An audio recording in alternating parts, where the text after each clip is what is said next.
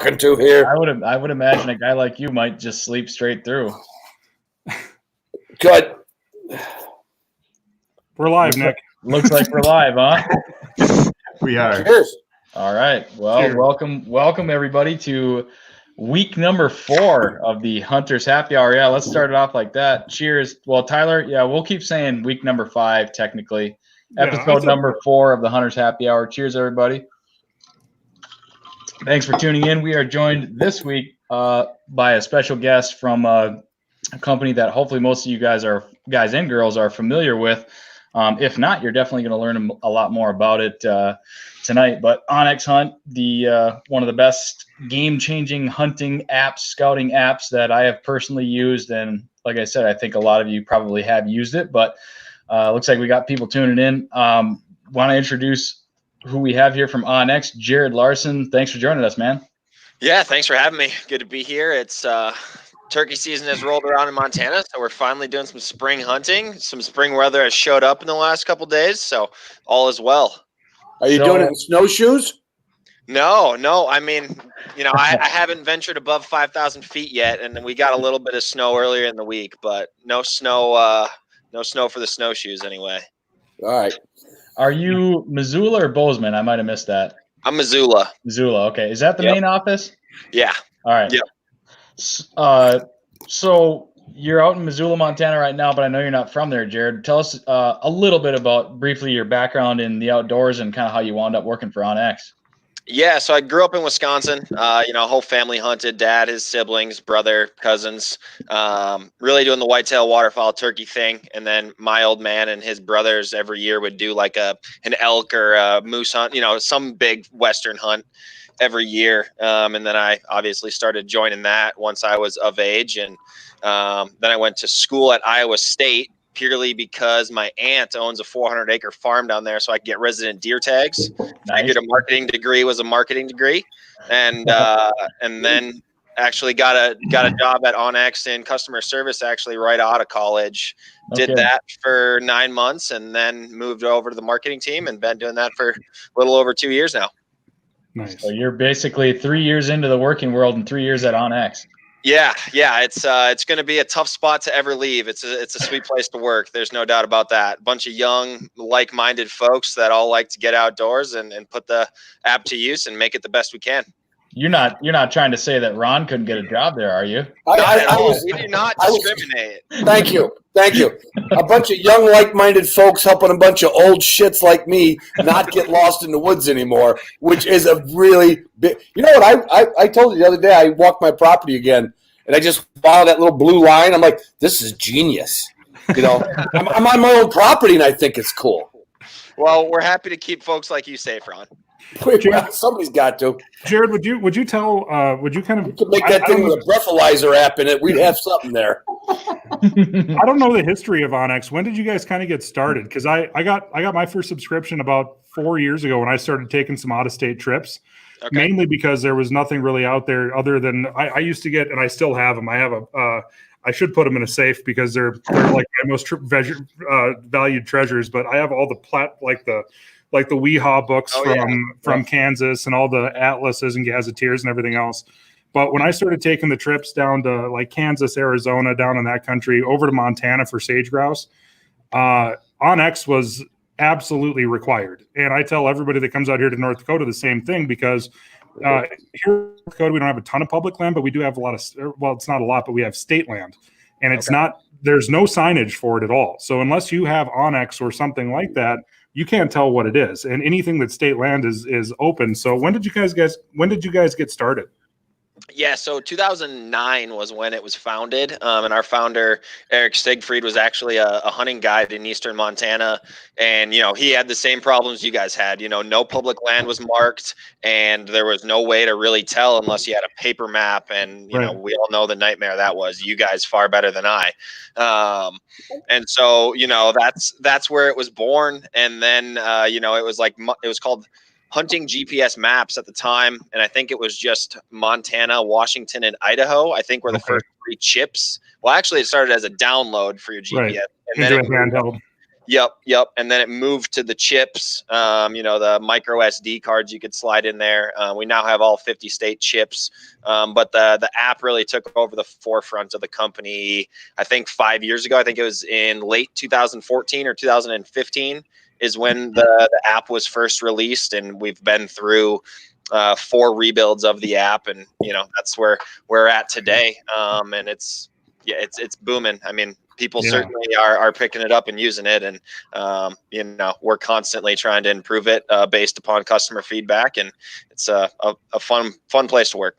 Sure. And I think so. If you guys started the app in 15, I think I got it in 16. So I was pretty. Yeah, I was gonna say, if you've had it for 4 years, you were definitely one of the noobs. Yeah, for sure. But and one of the things about just like in Eastern Montana, like you're talking about, when the founder was the reason that he kind of did it. There's a lot of pieces of public land that aren't marked, and in fact, there's a lot of pieces of public land like North Dakota State Land or BLM. I've seen it posted before because people are freaking sneaky. Sure, that happened a lot. Or where there's absolutely no signage there other than just a posted sign saying no trespassing private property, and you're like, no. You see, and all the game wardens use Onyx now too, so it actually works out really well. Colin Pugsley, who just filled the turkey tag because of Onyx this morning, put your address in there or something. Let me send you a hat. All right. Yeah, hell yeah, man. First giveaway of the night. Sorry to cut you off, Tyler. No, man, that's right. So before we get started, then what I'll do is I'm going to throw my email address in here. So if you guys do win something or if promise something, shoot your name, email address, and what you won. Or your address to what you want, and then I'll make sure we get it to Jared. Cool. Perfect. Yeah. I think we need Colin to tell us how he did that, because I'm afraid he might have shot it on private property and used Onyx to get back onto public. Oh, come on now. I'm just saying. Know where you stand, Ronnie. Don't be dragging his name through the dirt like that. We need to validate Sorry, the winner.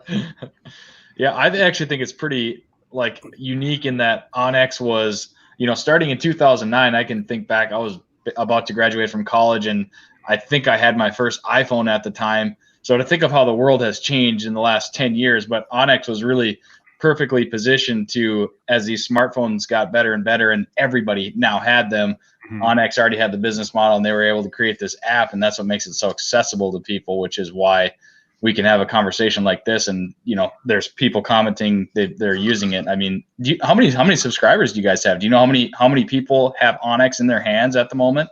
Ballpark, obviously. I don't know that exact number. Let's say lots. It's a good chunk of folks for sure. Yeah. I mean, certainly it's a 70 or 80 at least. Oh yeah, for sure. Yeah, I was gonna say 100, but I don't want to be egregious. Just as a little side note, could you imagine how different our world would be if we didn't have smartphones during this whole lockdown? We would be so productive. We would get so much shit done. It would be absolutely incredible. I'd be a lot better shape. I'd have to do something. I can't sit and watch Facebook and but I wouldn't have YouTube to tell me how to get anything done. So I thought it was Ron, do you have any how-to manuals, like the actual books for anything? Yeah. It's called Get Up in the Morning or something. It's called Get Up in the Morning, Go to Work, Shut Your Mouth. It's just simple, guys. I've never been good at reading that book. A lot of folks can't go to work right now. Well, neither can he. I'm on welfare. Don't.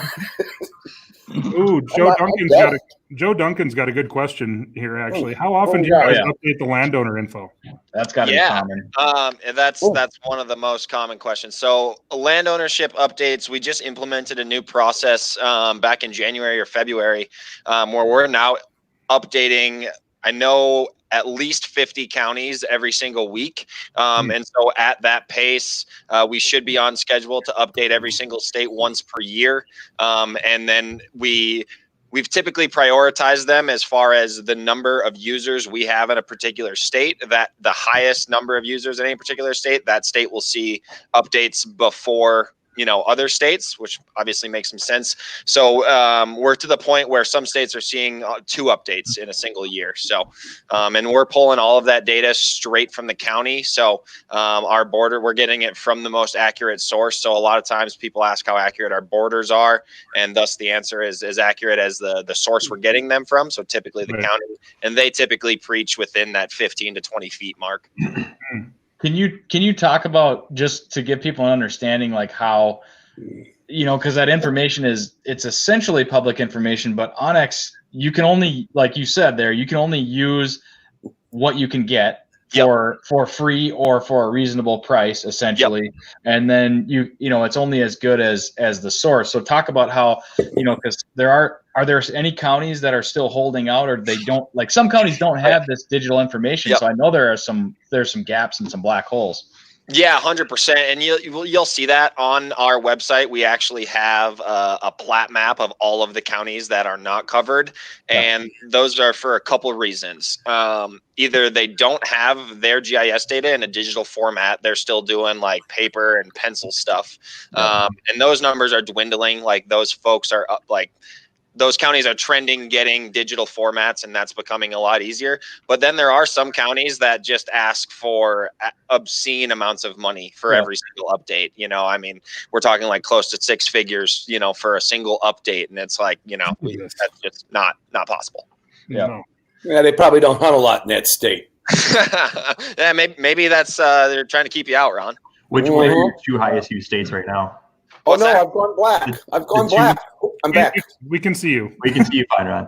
I won't panic. You said some states that are more popular will see. Is it based off of users? What would be the two, one of the some of the more popular states? I know, I believe it's Montana and Washington. Okay. But I know like Wisconsin is up there as far as number of users. What other state would compete there? Colorado is up there in the top 5. Utah, maybe? No, Utah is actually pretty low. Yeah, way lower than you'd think for all the folks that are known to hunt Utah. I think it's because it's so much public land in Utah, they don't care. Same with Nevada too, I suppose. But yeah, and I mean just hard tags to draw, I suppose. But I think Montana and Washington is the answer to that question.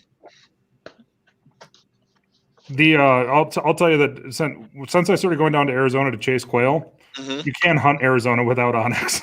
Like I do all my scouting from here in my bar, doing pretty much exactly this well in advance. And Arizona, like a lot of those states, are like it's like 65 or 70% public or something like that. So there's these little itty bitty chunks in there that you kind of need to be careful of.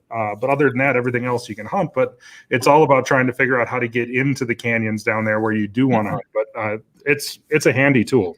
Totally. And Stuart, to answer your question, so we definitely have some tutorials on our YouTube channel. It's just onX Hunt. But we're currently working on building a far more robust educational video series. I don't know exactly when that's going to be out, but we also have a full-time customer service team. So if you email help@onxmaps.com, I know a lot of those guys are bored at home and waiting for you to call them, Stuart. So help@onxmaps.com or 406-540-1600. And that's going to get you to a real person that'll be more than happy to walk you through whatever you want to learn.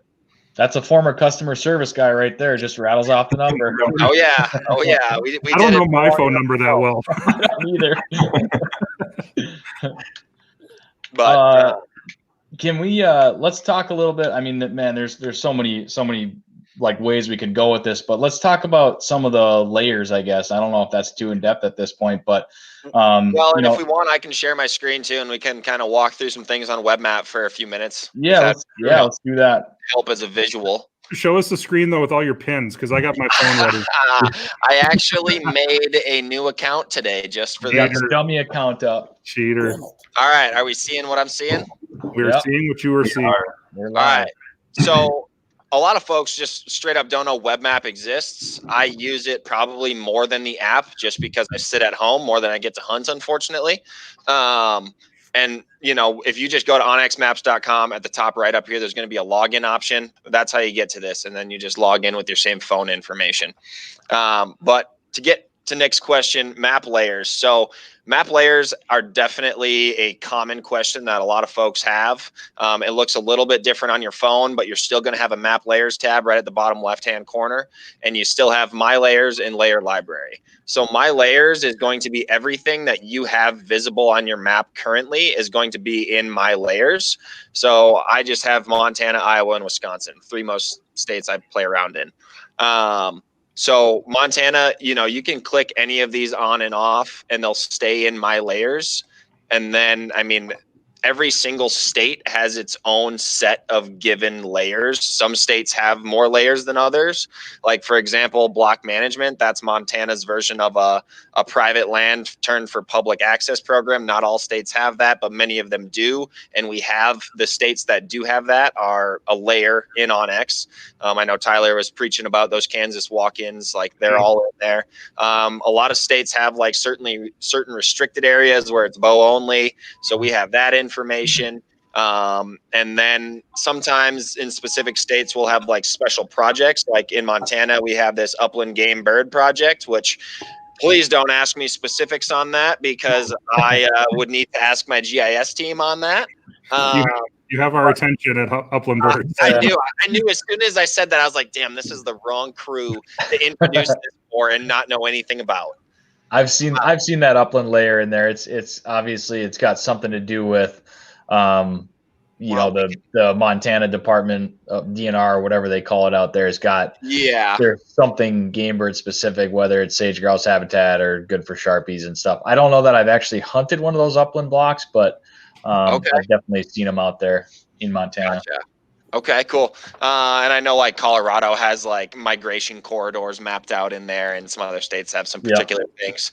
But so that's kind of like each individual state's layer. And if you have the elite membership, which covers all 50 states, all of your other states live in layer library. So when you're trying to add a state and you can't figure out how to, you just need to go to layer library, pick whatever state that may be, and then add the layers.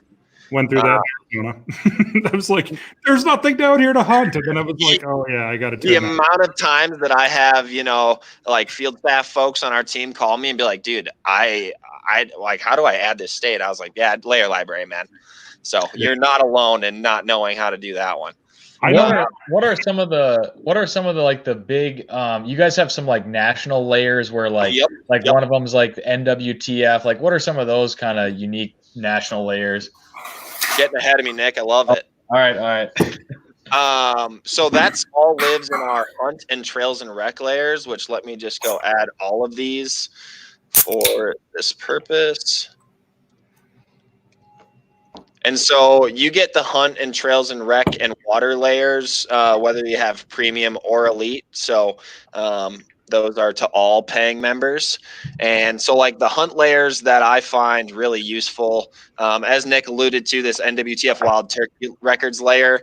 So that's any county that has a bird reported, with the official score of the bird, they have it in here. So, do total records, which obviously the vast majority of folks shooting turkeys are not measuring their birds and reporting them to NWTF. Sure. But like I actually have spent some time on this layer, and there are definitely like, you can definitely figure out an out-of-state trip. Like, oh man, there's obviously a bunch of birds in this zone because there's a bunch of birds reported here. Like I was going through that exact same thing here a couple of weeks ago before all the states shut down everything. Like I was planning on going to Nebraska. You can go down there and you can buy a non-resident. I think it's a 2-bird license or something like that. And now you can't, if you didn't buy it in advance, you can't go down there right now because of the shutdown. But if I had never hunted turkey. Like Jared, I've never shot a turkey. What? Ever. Nope. So I'm just getting into it. So I've had a license last year and I got my ass kicked. Like I heard one gobble one morning and I chased that bird for 5 miles. Never saw it. Never, just every once in a while I'd hear it off in the distance. So I don't think that I don't think they're possible to hunt. I'm just putting that out there. I bet you that was your cousin Mike just screwing with you in another vehicle. Probably. And if it was, good for him. That's a great joke. Sounds like we need to next year relocate this hunter's happy hour to a campfire style turkey hunt. Absolutely. I would love to do that. You're speaking my language now. Yeah. I would love to do that. There has to be something to do this time of the year, and turkey hunting is got to be it. Like I want to do turkey hunting and I want to do bear hunting. If I could only choose one thing to hunt for just pure enjoyment of the hunt, I'm hunting turkeys. You haven't seen a bird dog on point then. I have. And it really, I can't put it up to a bird gobbling at 30 yards. I get that. Yeah, it's pretty cool for sure. So, cool. So that's like a super helpful layer that's, happening right now with turkey hunting. If you come out west and you really want a backpacking experience, we built this layer with Randy Newberg, and it just highlights if my internet will load it here. So like the white hot areas are going to be the most remote roadless areas possible. So Whoa. if you're trying to do like a deep backpacking backcountry hike or get hiked in by horses, this is a cool layer that will take a lot of that legwork out for you. Just show you the deep nooks and crannies. Is that nationwide, or does it only like the algorithms kind of only point out the stuff out west? Okay, I can see some remote areas like in Minnesota. Yep. You got a little bit up in the North Woods and the Boundary Waters. That's very cool. So that's a fun layer for sure. I got to get my phone and play with this and play along. I mean, Ron, you always have me at your disposal, though. So I know that, but you know what? I was told by a grouse hunter buddy of mine in Virginia, Mike Carpenter, that where my place is in Virginia, we're really close to so maybe you can pull it up in Virginia, right on the West Virginia line. Okay. What are we looking for? The largest roadless area east of the Mississippi is supposed to be in West Virginia. But it should be right along. Our GIS team is disagreeing with your buddy. Oh no! There's a little shading a little spots there. Yeah. Oh man! Well, there's roads all over the eastern United States, though. So I mean, like, I suppose it's all relative, right? Yeah, it's relative. Yeah, I mean, obviously like, based on proximity to roads and stuff. If you look at North, it might be 100 acres. I don't know. If you look at Southwest North Dakota, where the Badlands is, there's nothing showing up on the map because it's all covered up with oil roads, even though it is remote. Oh, but there's 2 tracks and all kinds of stuff that go back into there. But yeah, I'm sure that's kind of what that is down there. That's a cool layer, though. That's something that I didn't know was there, and I feel like that's the nice thing about Onyx. And I mean, I'm just like plugging it here shamelessly, but you get the subscription, and like they're improving it all the time behind the scenes. So like you open it up one day and you got a new feature that you didn't even know that you had. I mean, that's kind of cool. Yeah, it is. It is cool. And so like another one that you guys are, I'm sure, familiar with is like timber cuts. So, obviously a big one for upland hunters, especially, grouse hunters, woodcock hunters, that type of thing. Yeah. Go right up there by Duluth. Let's highlight some of Nick's spots. Okay, perfect. Go ahead, zoom in there. lead me to a timber cut up here. Hold on. Go right here to your in right north of Bayfield over in Wisconsin. There's a national forest, the big shaded green, so you'll see it in there. Oh yeah, there we go. So the cool thing about this is, it shows you what year it was cut, and then if you query it, it tells you like what kind of cut it was, or at least it should. And on most it does. It says is whether it's thinning or clear cut. Yeah. I've looked at those national cuts quite a bit. The other nice thing about Wisconsin, for anybody watching that's from Wisconsin, is if you zoom out a little bit to some of the yellow areas, you'll see the county areas. They have aspen cuts. Well, I guess you have to have your game bird layer turned on, which I'm not sure if you do. Let's get there. Yeah, there you go, right there. Look at that. All these pink cuts, and this is just exclusive to Wisconsin on state and county land. Wow. All that pink stuff is aspen between 5 and 20 years old. And I use that a ton for grouse hunting, mainly because it's not that you're going to, every one of those spots you're going to go to and have an awesome hunt, but it's a point on a map that you can go check out. And you know there's going to be some kind of management there. Oh, there's tons down there. That's crazy. Yeah. Yeah, how come Al couldn't take me to any good spots, that idiot? He's older than me. And to point out, actually, that's just one of those unique things that is available. The state of Wisconsin makes that available. You can go to their website and look at it on their website. But when I found out that layer was something that Onyx pulled in because it was available in Wisconsin made it. I mean, I'm so familiar with the Onyx platform. It's so easy to use it inside of the Onyx app. And again, like when a state has a cool layer like that, the fact that you guys can pull it in and make it available it's very useful. Yeah, it's really cool that, a bunch of those states, they're always excited to work with us on that because they know it's going to gain more eyes, and they've spent so much time compiling that data that usually they're like, they're pretty hyped to have it in there themselves. Yeah. What else is a cool one here? So historic wildfire, again, Western hunters like this. This is the most important layer, probably the most important layer other than public-private that I use scouting for, mountain country mule deer elk. You need burns to produce the best food sources, and they're going to be living in the edge of those burns. You just got to find the right time frame. The founder here preaches that 3 to 7 year old burn mark. That's really what he likes, and he kills giant elk every year. There's going to be a lot of them coming in this year because, like in 2017, the whole state of Montana was on fire. Oh yeah, the whole thing, it was crazy. Yep. So, there's like enough layers in this app to keep you busy for a really long time before you burn them all out. But like rec sites, that's going to show like every registered campsite, boat ranch, picnic area, fishing access. Like you just see them all over in here. And one of my favorite things about these rec points is, especially like on WebMap, they pull in this dark sky weather, which is usually a paid app, but for whatever reason through Onyx, it's free. And I find like this is the most accurate weather I can find out here. So that's a fun little tidbit. Nice.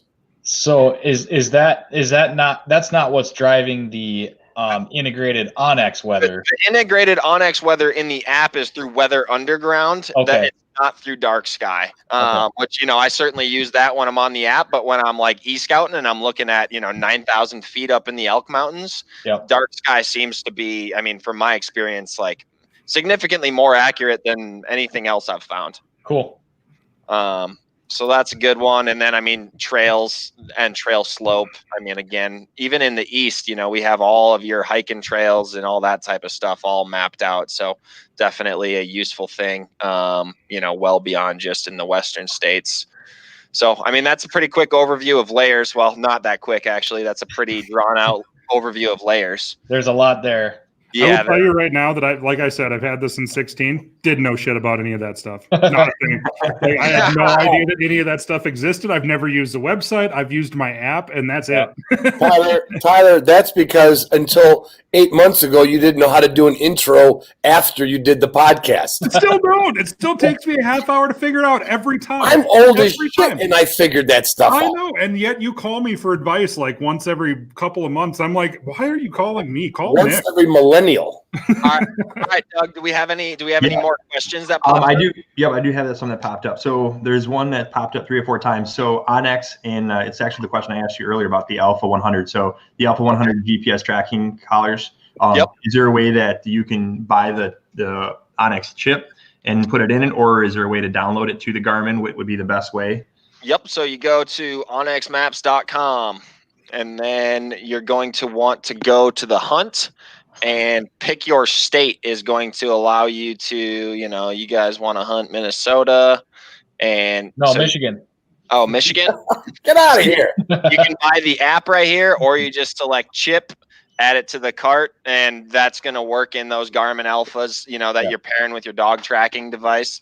And you're going to be all set. And when you buy the chip, you get, a year free on the app with that purchase. Nice.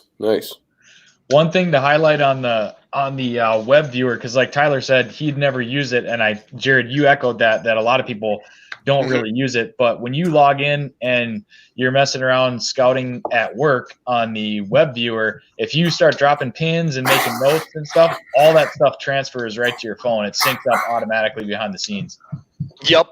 And that's huge when you're e-scouting. So, and typically it syncs pretty dang fast if you just refresh, completely close out of your app and then open it up again right after dropping a waypoint on WebMap, it'll be there. Yeah, you don't have to go in and do it twice on your phone and on the computer or anything like that. Nope. Okay, I saw a question a while back asking how we actually do e-scouting on Onyx, which is actually it's going to be a huge question. But so the first time that I was planning on going any place out of state, we picked Kansas. No idea why. Don't go there. It sucks. Seriously, I get my ass kicked every single time I go hunting in Kansas, and then I always end up going back. But so one of the ways that I do it is, so in Kansas, for example, or in North Dakota it's called plots. In Kansas, it's called weehaw. It's block management in Montana. Yep. Is what I'm looking for. I will go to the whatever kind of game and fish website there is, and I'll start looking at like roadside surveys or harvest details and information. You guys kind of take some of the work out of that and like the game bird layers and stuff. But I'm looking for lots of chunks of public land is what I'm looking for. I want to find an area that's got a lot of it, so that way I'm not confined to a single piece. And then I'll start kind of breaking down what the individual pieces look like. I'll be looking, like if I'm going to go looking for pheasants, I'm going to be looking for creek bottoms. So I'll try to pick a lot of the pieces that actually have creek bottoms in it, and I'll start putting pins in those pieces that are there's a piece of weehaw right there, that piece of red. Yep. And so like that right up there in that top right hand corner of that particular piece, there's that creek bottom that goes right through there. Whoa. Where did we go here? Right there. So you look at that, you can see all the little bushes and everything else in there. That's going to hold birds. And especially since right over there in the top right-hand corner of the screen, there's obviously an egg field there. So the egg field's out of weehaw, but it looks like there's a lot of cover inside the weehaw. So I'm looking for that terrain topography change and all the cover in there as well. That's how I personally e-scout. And it depends on what you're looking for. I mean, like that cut, like the timber cuttings over in Minnesota, Wisconsin, Michigan. That's how you do it with that. I'm looking for chunks of that I can hunt multiple pieces, so I'm not having to drive and waste a lot of time going from one small spot to another. Well, and another thing right off that, I mean, when I'm e-scouting, I'm kind of doing those same things. I'm just looking for the type of habitat that I know those critters live in, regardless of what state I'm going to. I mean, it's food, water, cover. You need to know what those three things are for whatever species you're interested in. And then, with our waypoint system these days, you're completely able to, customize any waypoint you choose with a ton of different waypoint icons, but the color. So like all of my prospective spots that I've e-scouted, which boy, I have a lot of white pins on my map, but white just means I've never been there, but it's worth checking out. Yep. And so like, if this is a squirrel hunting spot for me, it's going to be a white squirrel. And that's awesome. You guys have a squirrel hunting icon? That's fantastic. Yeah. I mean, Steve Ranella would be unimpressed if we didn't have a squirrel hunting icon. I think Giannis would probably be more unimpressed than Steve, but yeah, I get it. So I mean, like I organize my waypoints. I try to do it by species with the color. I certainly do it by whether I've been there or not been there. So I mean, that's just another thing I do when I'm e-scouting. For sure. Yeah, it's a good question, and I mean it's a tough one. I mean, anytime that somebody's coming west for the first time, or wherever you're going to go, you don't have to come west. I'm just saying that because most people come from the east and go to the west. It seems like most of us don't go to the east, even though I do because I chase them damn rough grouse every once in a while. But it's kind of intimidating because you have no idea what you're looking for, and so I mean, basically, the only thing you want to put yourself in the spot where you got the most places to hunt. And then you kind of start eliminating from there. Like the first couple of days, there's going to be a lot of legwork where you're probably not going to kill much, but you're going to start putting pins in the map. And I mean, when I open up my Onyx app on my phone, like North Dakota's covered from one side to the other. Montana's got a shitload of pins in it. Nebraska, Kansas, and Arizona, like right down in the southwest part of Arizona, in the southwest corner, it's just red. Like I got so many pins down there, it's stupid. There's a question. All right, what do we got? So is there a card for the alpha that covers multiple states, or do you need to buy the states individual? I think that comes down to basically memory size on those cards, doesn't it? Yep, exactly. And we can't fit more than a single state on them at this point. So, unfortunately, it goes by each individual state. And you probably can't hunt more than one state at the same time, so... But I could see why somebody would, if you could buy one chip that had all the states, that'd be great. But yeah, the toughest part of having to take them out is they're just so dang small and they're easy to lose. But I promise you, if you lose one, you call our customer support team. They're not going to give you too tough of a time. That's cool. That is cool. So, all right. So some other just common things to use in here, like we now have photo waypoints. So. Yep. You can certainly add any type of photo you want to a waypoint. I use it a lot, like organizing trail cams, mostly when I'm whitetail hunting. Another cool feature that I'm sure you boys have used is the share feature. Yeah, absolutely. Especially in the app, like I can't hundreds and hundreds of times I've been like, hey, meet me here, meeting up at a duck or goose field, or like, hey, drive in here, this, that, or the other thing. Sharing waypoints has been a game changer. Yeah, I share certain waypoints. Well, yeah, you gotta be careful. I'm not sharing my A points and probably not my B's, but I'll share the shit out of my C's. Those would be the white ones on yours, Jared. I will share any squirrel spot that I got with almost anybody.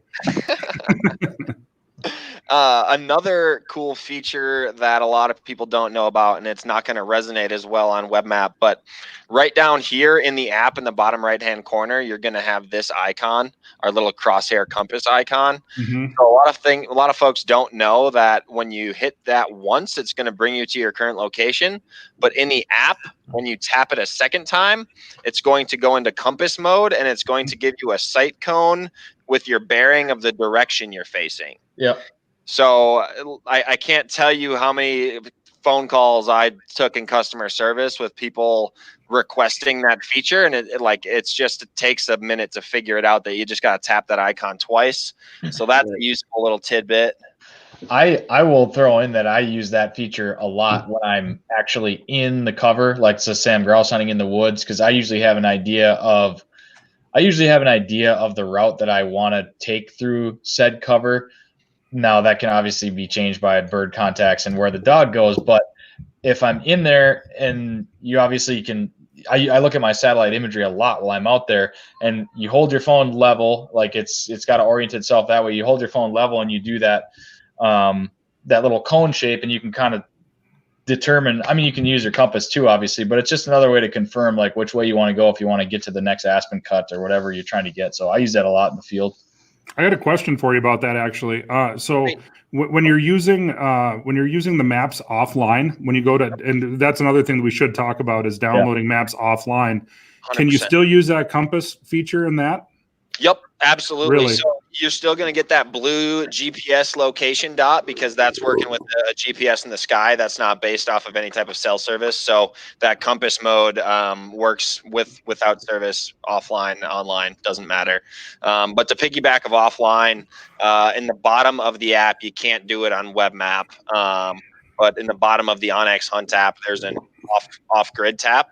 And if you just tap that, it's going to give you a big orange save button option, or actually save new map option. And then it's going to give you a choice of a 5 mile wide, 10 mile wide, or 150 mile wide map. And the smaller the map, so the 5 mile is going to have the highest resolution. So you're going to be able to zoom in to about 200, 300 feet above the ground before it kind of goes blurry on you. 10 mile map, you're going to get to down about 1,000, maybe 500 feet, and then it's going to kind of get blurry. And then 150 is just kind of a large overview. And what I do is I save 150 mile maps in the general realm I'm going, and then just 10 miles inside of that. Sure. Because, a lot of times, especially if you're using the truck, you drive out of a 10 mile map pretty quick. That with that 150, then you at least can tell public, private, and then roads. So sure. You can at least hop to the next spot. Yeah, that's a huge thing. I mean, most of the places that seem to have the best bird hunting, not great cell phone signal. It's like that in the woods of Minnesota. It's like that in Wisconsin. It's like that in Michigan, Arizona, Montana. And so whenever I'm going to go to an area, I always download it in 10 mile increments, but I'll download like whenever I get to a good place with Wi-Fi, that's what I'm doing. Like if we're in a restaurant or whatever, I'm taking a chunk. Yeah. And we're going to hunt this section today. So this is what I'm going to download today. And then, it's fantastic. But I didn't know that the compass would work. That's actually kind of a nice little feature. I didn't even think about that until you brought that up. You can always oversave. Undersaving is going to hurt you. Oversaving never will. Right. Can you get Randy's question up here? Yeah, it's on the. Oh yeah, I wonder if Jared might not be able to see it because he's. I can't see any questions coming in. So it says, do you have software to import waypoints from my Garmin GPS units? Started at 95 with a Garmin. So can you import waypoints into Onyx? Okay, there you go. Yep. You just need to export them off of your GPS and a KMZ or a GPX file, and then you can import them, and it'll dump them right on those locations. And more than likely, a Garmin GPS is using one of those two file formats. I want to hit all those spots Randy used to know before he lost his leg. he'll still out hunt you and me.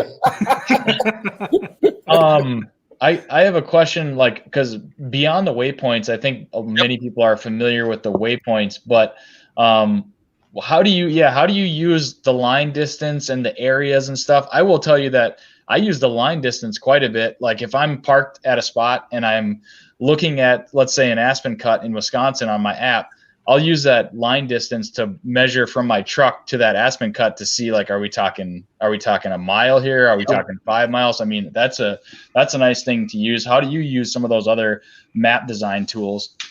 Yeah, so line distance, you hit the nail on the head with that one, Nick. I use it all the time to figure out how far or how long it's going to take me to get into a spot. Yep. Another way I use it a ton is during turkey season and elk season. You know, when you get a gobble or you get a bugle, a lot of times you're able to not necessarily pinpoint that exact location, but at least have a dang good idea of where that came from. Sure. So, you know, if I'm hunting this creek bottom that definitely doesn't have any turkeys, but we're going to pretend it does. You know, and I hear a bird and I'm like, oh, he's right there for sure. And I'm standing right here. I'll measure to see how far I am from that bird, because, you know, I typically find that you got to get into the bubble of a longbeard a lot of times. And I find that bubble is within 200 yards for sure. I try to get within 150 if I have the cover. And same kind of thing for elk. So like, it's really useful for that. Another thing I use it for is I'll measure, like, you know, a lot of times fishing out here anyway, when you're floating rivers, measure how long a float's going to be. That way you can time it out. I use it in Arizona because there's when you're hunting Mearns quail, you're hunting canyons. And so you'll be driving to a spot and you'll be like, okay, so I'm going to hunt this canyon, but how far is it from this canyon to the next canyon? Sure. You know, so it's kind of the same thing. And you have to, you know, it's not straight. Like the thing about all these places in this part of the world, and I'm sure it's the same in Michigan and every place else, but straight line distance isn't actual distance. It can say, you know, 800 yards or whatever. It's probably going to be over a mile because you got to go up and around and through some nasty shit, and you have to gain and lose a bunch of altitude. So, I mean, you know, it just kind of helps you figure out if it's like, okay, we're not going to go to that canyon. That canyon's 1.75 miles away, and we got to gain and lose 1,000 feet of elevation. To get some realism, I usually give her the old squiggle. Yeah, there you go. There you go. Something like that. Yeah, that's a lot more accurate to exactly how it's going to be, because you don't walk in straight lines in the woods. You just don't. Yep. And then anybody else have any good line distance ways they use that? No, those are the couple. Ron uses it to measure how far it is from where he's sitting to where the beer fridge is. Hey, yeah, it's important. If it's more than 40 feet, it's way too far. There's a lot. I don't even want to tell you some of the uses I've figured out. I was on a plane one time, and I don't know how I did it, but I actually was tracking the plane's speed. Now, you can tell me. I don't know what I did, but I'm like, I know I'm not supposed to turn my phone on, and I was heading out to the big rendezvous last year, in Boise. And I was like, yeah, I'm bored. Screw that. I'm going to put my phone on, and I put Onyx on. I started hitting shit with my finger, and all of a sudden, it told me my speed I was going. I've never seen that in Onyx. I don't definitely turn your tracker on. Yeah, well, I didn't know that. It was pretty cool. Yeah, the bottom right-hand tab in the app, your tracker, and you know, it measures your average speed, distance covered, that type of thing. That's funny though. As far as area shape, my best use case for this is when I was hunting Iowa and living in Wisconsin. I'd use it to measure food plots, just because the amount of seed and fertilizer you buy is based upon acreage. So it just gives you that. It lends itself to that. The other thing I use it for now is I'll just draw areas around the places I have access to. and then it just kind of stands out on the map. But you can use that for cuts for rough grouse hunting. Yep. You know, try to figure out how big the cut is. Yep. That'd be great for that. Or like over in Minnesota, we don't have that same. I've actually never thought of this. This is a cool tool. We don't have the same layer that Wisconsin provides. So a lot of Minnesota cuts I find just by looking at straight satellite imagery. So if I find one, I could go in there and draw it with that area shape and save it. That's cool. Yeah, and of course you can still, change all the colors on these. So when you find a really crappy spot, you can make it nice and poo brown or something. Yeah, don't go back. Yeah, that's a cool feature. I never thought of that. Yeah, I use the area shape for a bunch of silly things like that, or like a lot of times. Like I would draw out areas when I was doing like timber stand improvement in the whitetail world. When you're doing that type of stuff, it's just a lot easier to break it off into chunks. So we'd be like, okay, let's get, this 20 acres done today. And then you'd go in there, work on that 20 acres, and then you could move on to the next. And it just helps break out work like that. Sure. So certainly some ways to use it as far as outlining property borders. We're currently working on better ways to do that and having to draw area shapes. But certainly plenty of use cases. I bet you guys don't have very many users down in Texas. Everything's private down there, right? I'm just curious. I really don't know the answer to that. I know we don't have a ton of market penetration in Texas. Yeah. I know that it is 2% public land. Yeah, 98% private. Yeah. So, Texas. That's a mystery to me. I've never been, man. The second continental United States, basically. It's its own country, man. I don't know. I talked to a lot of people down there that hunt quail, and they're like, "Oh, you got to come down." It's like, you got a ranch that I can come hunt because there's no place to hunt. Yeah, you'd definitely be looking for access, but otherwise, anybody have outstanding OnX questions? Otherwise, I do have one more. So, with if you zoom into North Dakota, here, one of the things that I use it for a lot, zoom in pretty far or pretty close so you can see everything in North Dakota and South Dakota is the same way. It's broken down into sections, and you can actually click on the piece, and you can figure out who owns it. You can figure out land ownership. So like North Dakota's, it's 90. I think it's like 91% private. So there's not a whole lot of public land, but you can use it to actually e-scout that way, and you can find somebody who's got a lot of land in one spot, and you can start trying to make a few phone calls. Actually, I mean, you find a private person's name, and then you plug it into the old Google machine, and you can do it. And I'm sure ranches in Montana are kind of the same way. Yeah, absolutely. And a lot of times, like White Pages makes you pay for phone numbers these days. I know. So I pay for a White Pages subscription at all times. Yeah. But I also have sent a lot of letters in my day. Nice. Old school, man. That's awesome. Right, I'm going to tell you a little young to be old school. I used in college to get access on some just closer property in Ames there when I was there deer hunting is I would look up people's names, plug them into the White Pages purely to see how old they were. Sure. And if they were 70 plus, I was knocking on their door for deer permission because absolutely likely they were too old to care to hunt anymore. And if they didn't have kids, I was a shoo-in. Dude, that is next level thinking. I never even thought about that, but North Dakota is that way too. Like if you can find somebody that's in their 70s or 80s, they may hold it for their grandkids for their first week of season. After that, you're going to get access. And it's hilarious, dude. Sometimes those people, they're like, oh, yeah, my old Jimmy has the third season, but if you want to hunt first season, and it's like, sure. Yep, sorry, Jimmy. Sure. I hate to keep on bringing it back to North Dakota, but that's where I'm from and that's where I hunt the most. But, it's kind of the same way. I mean, you look at a lot of the stuff here nowadays is broken down into LLCs, which kind of sucks because it's almost impossible to figure out who to call then or into like a family trust.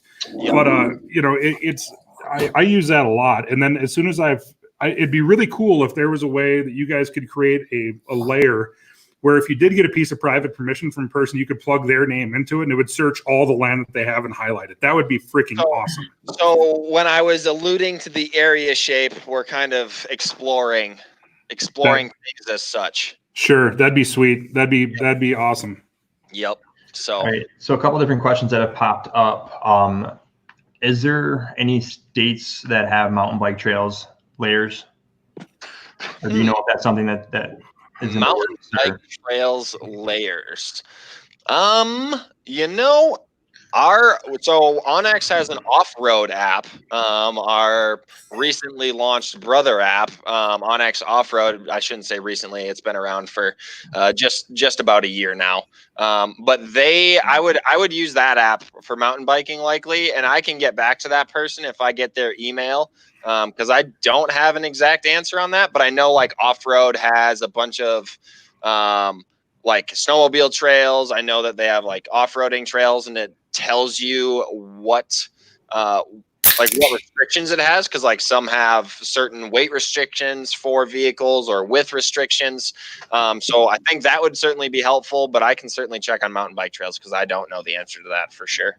I do know that there are this is just like there's other apps that are really specific to mountain biking that I've used to check out trails. So there's probably another app, but I could see the desire to want to use Onyx because you already know that system. But until they start having to, well, never mind.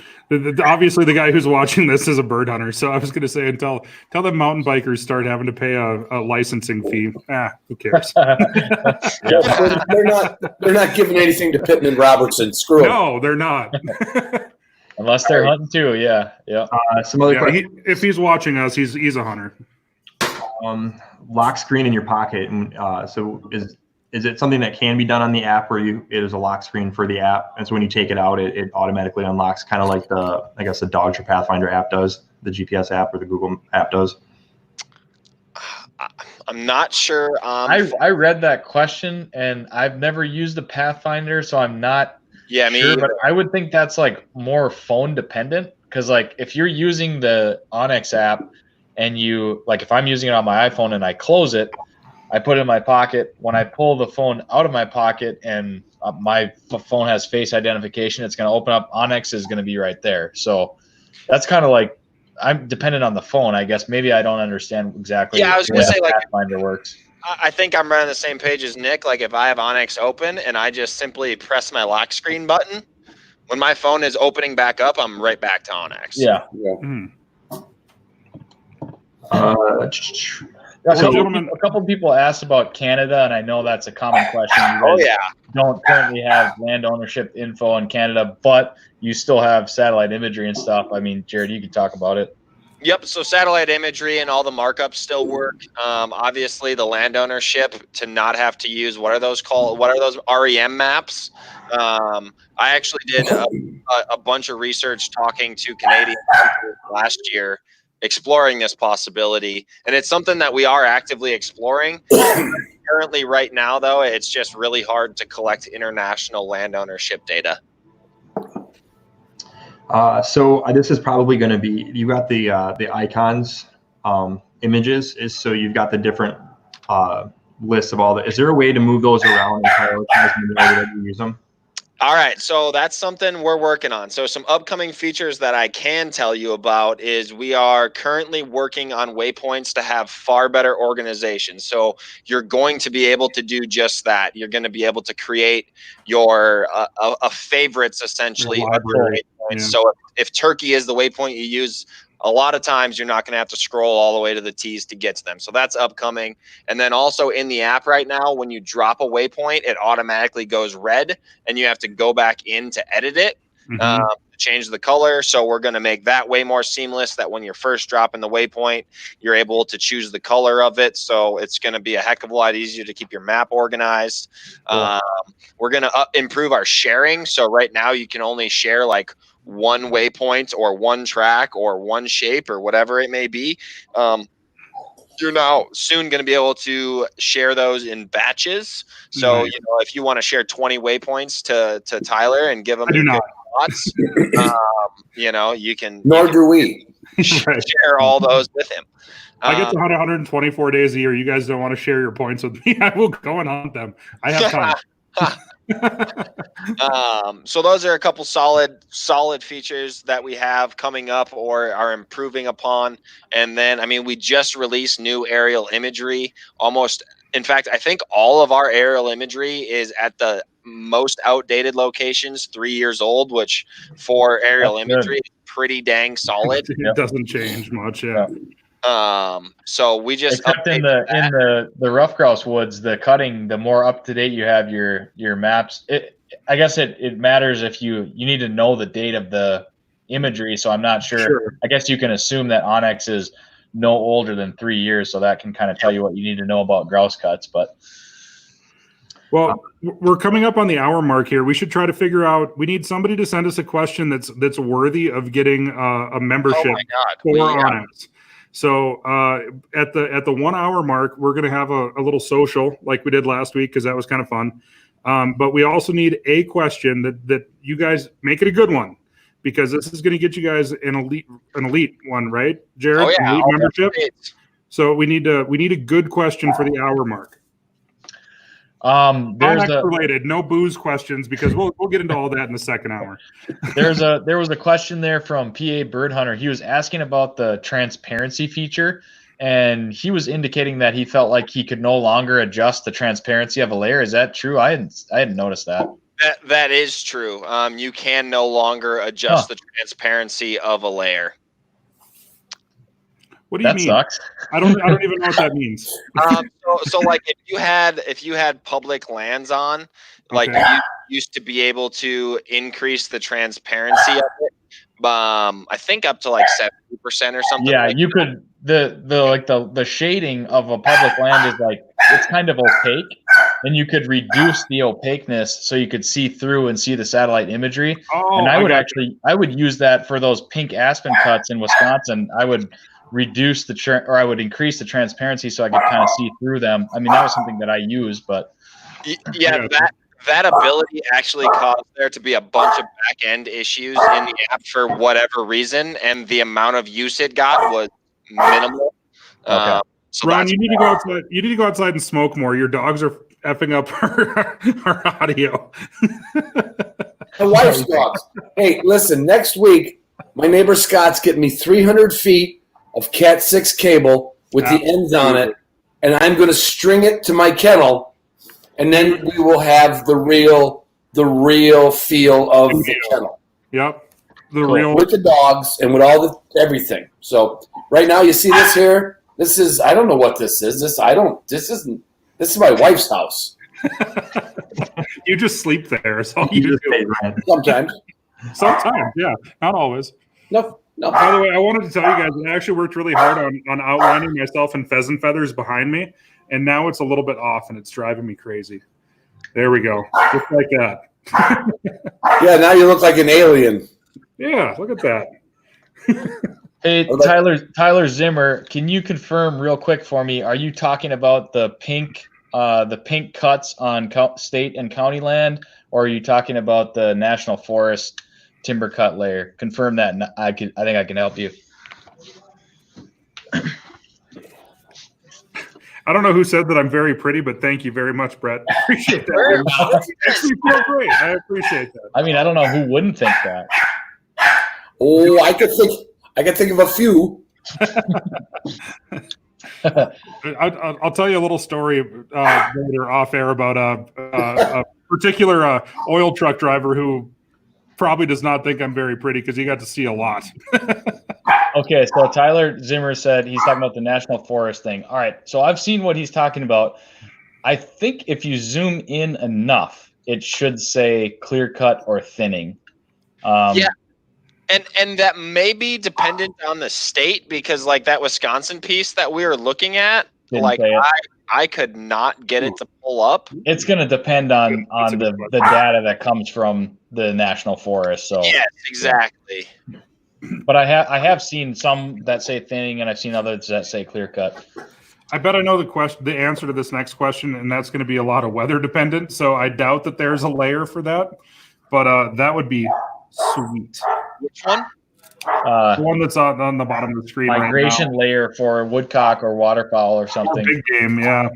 Yep. So we have some of that. So the states that come up with that migration data on their own, like Colorado does that, I believe Wyoming, We pull that data in. I'm not sure. Like, I don't really. I know Ducks Unlimited and like Delta Waterfowl do some migration data stuff, and we've certainly had some conversations around the potential to get that in there. Like a lot of that stuff is user generated, which we haven't made the leap for that yet. Like Ducks Unlimited migration map, for example, but certainly on the radar. That'd be sweet. I would like to know, Jared, how smart are the your degree's in marketing, right? Yeah. How smart are these guys that are putting this shit together in a program? Are you got like some thick Coke bottle glass engineers from NASA working for you? Yeah, we got some NASA-like engineers. Yeah, you got to that kind of credit. Those folks are living the bougie Montana lifestyle over in Bozeman, though. So, for the most part, over in Los Angeles. Yeah, exactly. Over in Los Angeles, they don't. I'm not high enough pay grade to live over there. Man. So, what do you think? Is that question worthy of a subscription? Oh, absolutely. That's a great question. I never even thought about that, but that would be sick. Yeah, that would be incredible. We can definitely up our waterfowl game to that degree. That'd be sweet. I agree. All right, guys, it's 8 o'clock or 9 o'clock, wherever, or 7 o'clock where Jared is. Social, fellas. Cheers. RGS. There we go. Gotta support. Cheers. Doug, are you even alive up there? We haven't heard a word from you in like an hour. Yeah, I've been just. He's super producing. We're changing Doug's name to Jamie. No, we're not. Next week. Old Jamie. He's going to be our Jamie. What else? So so the weather is not part of the web viewer, which makes sense because you're at your desk kind of thing. But you do have integrated weather. Tell people a little bit about that. And it's localized. We have integrated weather, over 70,000 individual weather stations across the United States. And so on your phone, if you pull the app up, you can see this little green icon right there. And that's what's going to pull the weather up for you. And it'll pull up the closest station if you just tap on that. It's from Weather Underground, so reliable weather for sure. I certainly use it. Sunrise, sunset is in there, so that's helpful. Barometric pressure and the trend, whether it's rising or falling. And then you can get the 5-day forecast for precip, wind, all that good stuff hourly as well. So I'll bet you North Dakota is real easy. It just says unpredictable. That or it just says windy. Windy. Yeah. Windy. Some wind. Yep. So, you know why North Dakota is so windy? It's because Montana sucks and Minnesota blows. That's why it's so windy in North Dakota. That's why. With the mystery solved. The web-based, with the web-based app, is there for the weather? Is there a way to check live gauge weather or river levels in it? So we do have. I'll share my screen again here.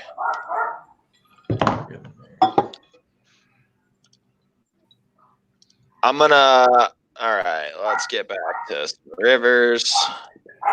Let's look at the Gallatin. Gallatin's a good river. Gallatin? All right, you want to check out the Gallatin? Absolutely. Or the Yellowstone, either one, because the Yellowstone is going to be affecting my walleye fishing this summer. Well, we're gonna go where I go here.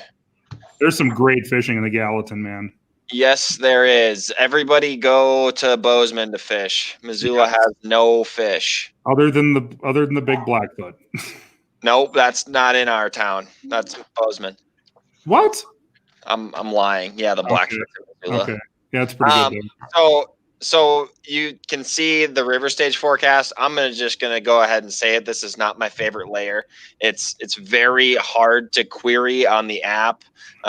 In web map, it's definitely more useful, but again, it's just gonna send you out of the app into this web page, so it's linked for you. But I'd be lying if I told you that I used that with Onyx. It needs to be improved, and we know that. So it's on the map. But as you can see, we have them everywhere. That's really cool. Mm-hmm. Yeah.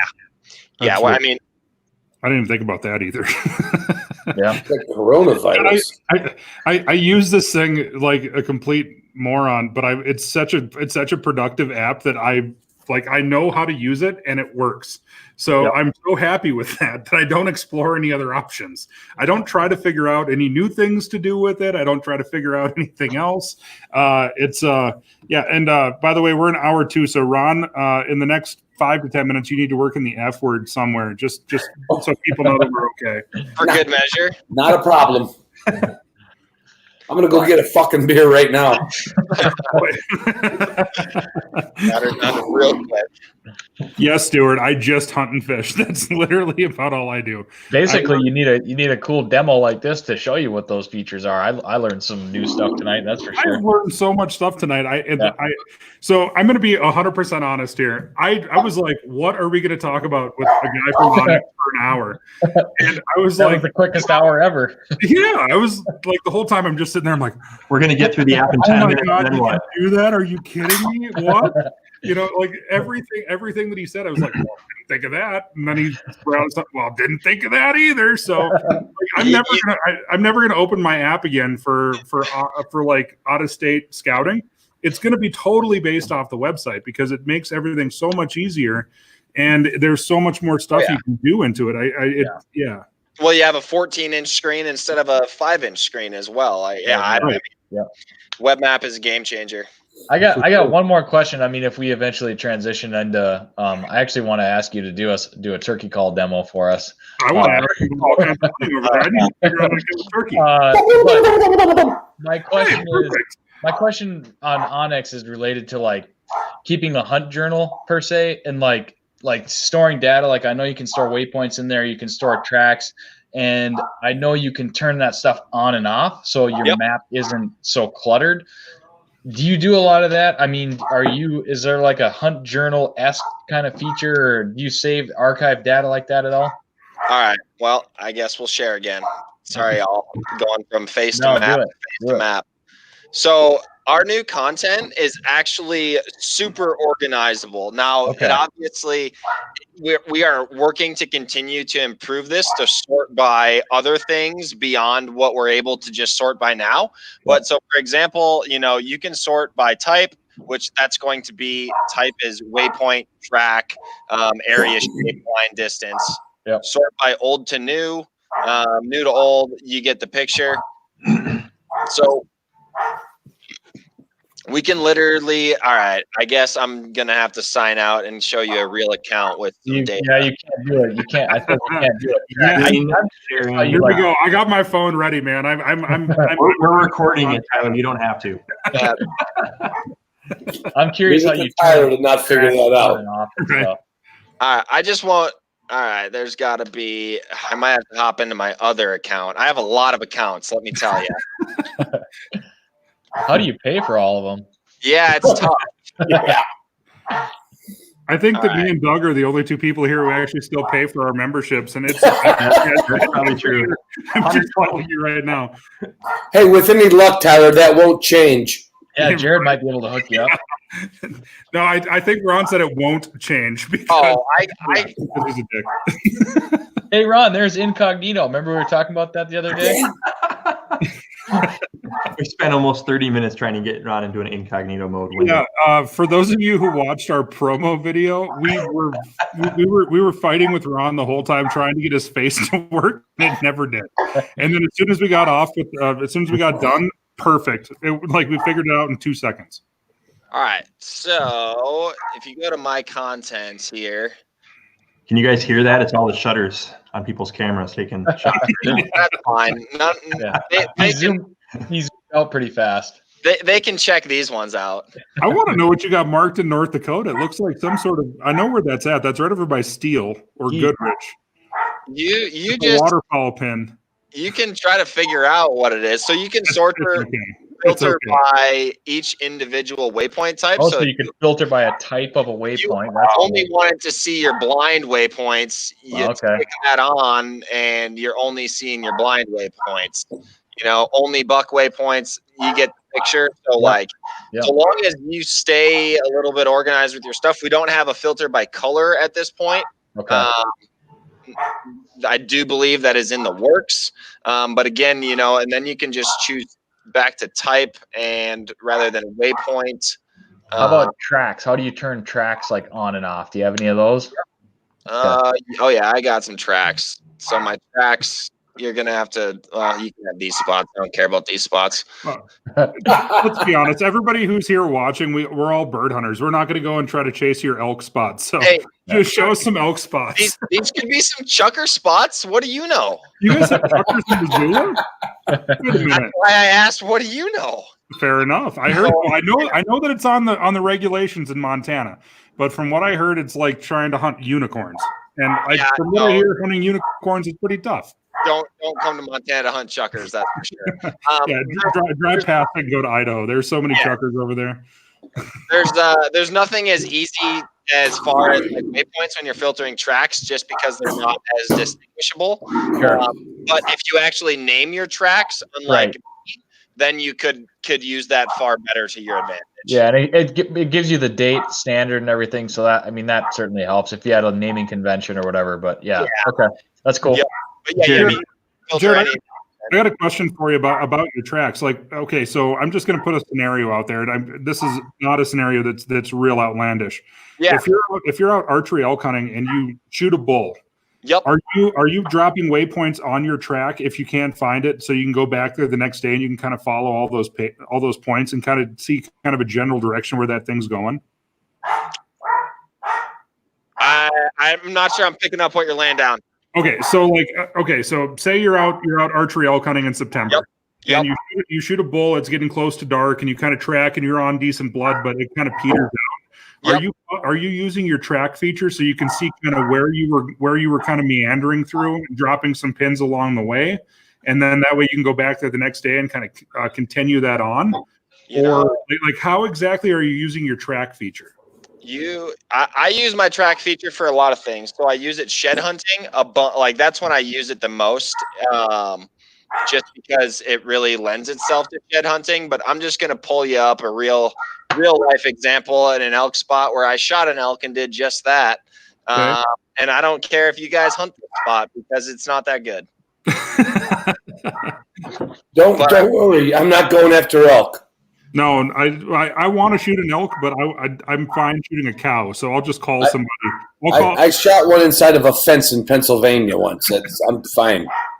I'll call Newberg and tell him that he has to hook me up. There you go. All right. I got a lot of content here, as you can see, 1,300 pieces of it. So I'm trying to get it all to load. Sure. All right, here we go. So I actually shot a bull right in here 2 falls ago. And so the blue track is the original day of the shot track.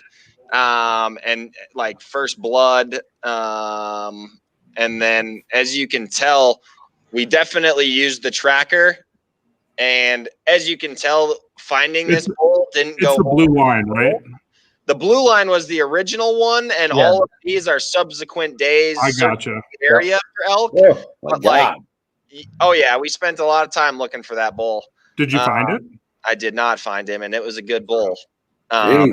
Yeah, that was a heartbreaker. But yeah, I mean, this is 3 straight weekends of just walking circles, basically. Sure.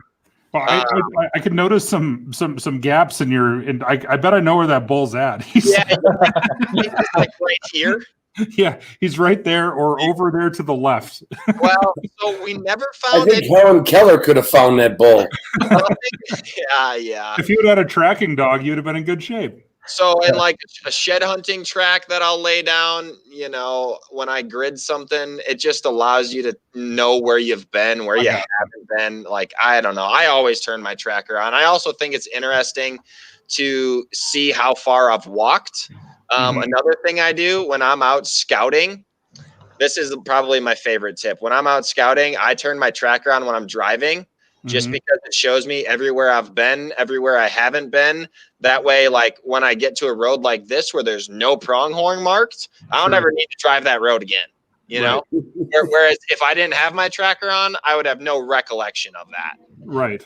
Jared, can you set up in if you're going out and hunting with somebody else and you guys both have the app on your phones, can you set it up and pair it so you guys can see each other, multiple devices or multiple people with subscriptions? No, you can't. No, like to transfer like that would be against the law. If I was hunting with you, all of my areas would show up on your So on like on a Garmin GPS, you can pair the two units so they see each other, so you can keep track of where your buddy's at. Oh, like a buddy tracker. Yeah. So that's again something we're actively exploring. But when we make that, we're trying to make that available offline. So it's very, very difficult. Oh yeah. Wouldn't that be like kind of electronic cheating?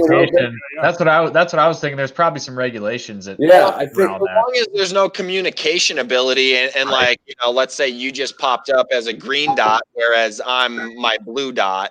It's just read only, basically. Yeah. Yeah, like your but then you get some lawyer to talk about that, and it's still some form of communication. Yeah, it definitely depends on the states on that kind of thing. I mean, like here in North Dakota, we can still use walkie-talkies. So, I mean, you know. You guys can still shoot from car windows. Well, we're not supposed to. Yeah, interesting. Yeah, it is. And yeah, the whole track thing, that was the thing that I thought about that with. But when you're talking about trying to see places that you haven't been before, there are definitely a lot of bird fields that I've been in that are just like big expanses of whatever. And so as you're kind of like down in Kansas this last January when Ron was there, actually, or it was the day before Ron got there, there was one piece of weehaw land that we walked. It was only a quarter. It was only 160 acres, but we walked to the north, to the south, and back to the north again before we found any birds. So if we would have had the track on there, it was such a small piece that I could tell where I'd been, but there were so many little objectives out there that I definitely needed to hit all of them. So we just started basically grid searching the field, and it ended up paying off. We found a nice covey of bobwhites and shot some birds.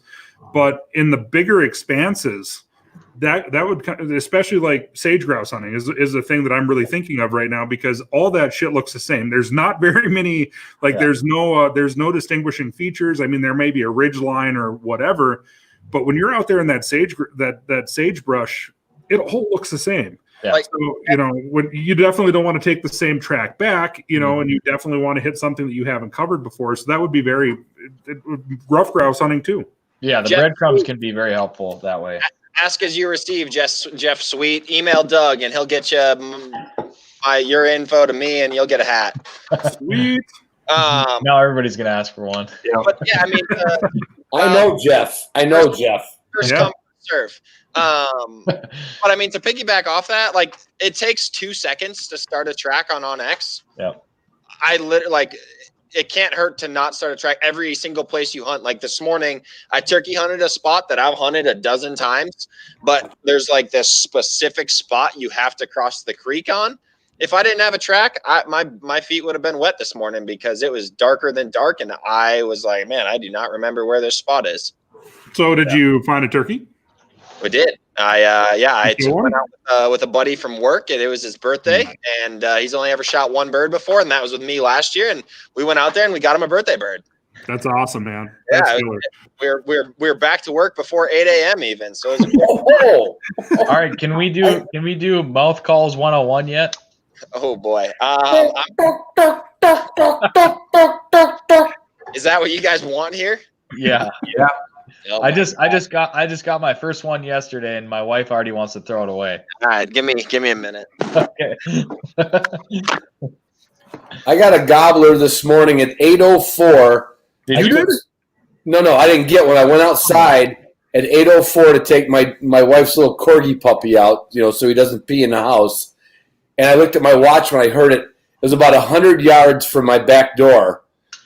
And I looked at it 8:04, and tomorrow our turkey season opens up. So tomorrow about 7:30, I'll be sitting on a little hill by my pond and seeing if I can get this little turkey to come over and cooperate. You drew a first free tag, right? Yes. just making sure, Ron. Oh, okay. Are you drinking Busch lattes over there, Jared? Good for you, man. Course, yeah, man. there's somebody. Everybody in the West drinks Busch these days. Hey, he loves Onyx, but they don't overpay him. You said it, Ron. Take that to Matt. All right. Dear Well, Mr. Seidel. Yep. please write me a good word. So the only two calls that you ever will need, in my opinion, is a good slate call. Nice. You can either go slate or glass. Shameless Onyx plug. Oh wow, look at that. That's cool. And then, a couple good diaphragms. So from, again, I am no expert at this. I can kill some turkeys, but from all that I can tell about diaphragms, which I don't have much knowledge, but 3rd Regiment is the calls I run, little call company out of Tennessee. Super, super easy to blow. Like, I bought some of these for my cousin that lives with me. She's terrible at diaphragms, but she can blow these. So they lend themselves to beginners. But the more I'm gonna need that name of that company. I'm gonna need you to send me that on Instagram because I'm terrible at this. So 3rd Regiment. 3rd Regiment. Okay. I'm on the Google right now. and so, like, the wackier the cut with the diaphragm, so you can see the latex cut out is a little wacky on this one, whereas like this one, it's just super clean cut. There's just two. That's like straight. Yep. So like the more clean cut, the typically easier to blow they're going to be. So like this is the easiest diaphragm I have ever picked up in my life to make a turkey sound with. Okay. But I don't love the sounds it makes now that I like compared to some of the other ones. Yeah. Yes. Yeah. And so when you're turkey hunting, always make your first calls soft, because if that turkey's 100 yards away and you come out there just guns a-blazing, he's not going to be impressed. So start soft, get louder if you don't get a response. Same way with predator hunting too.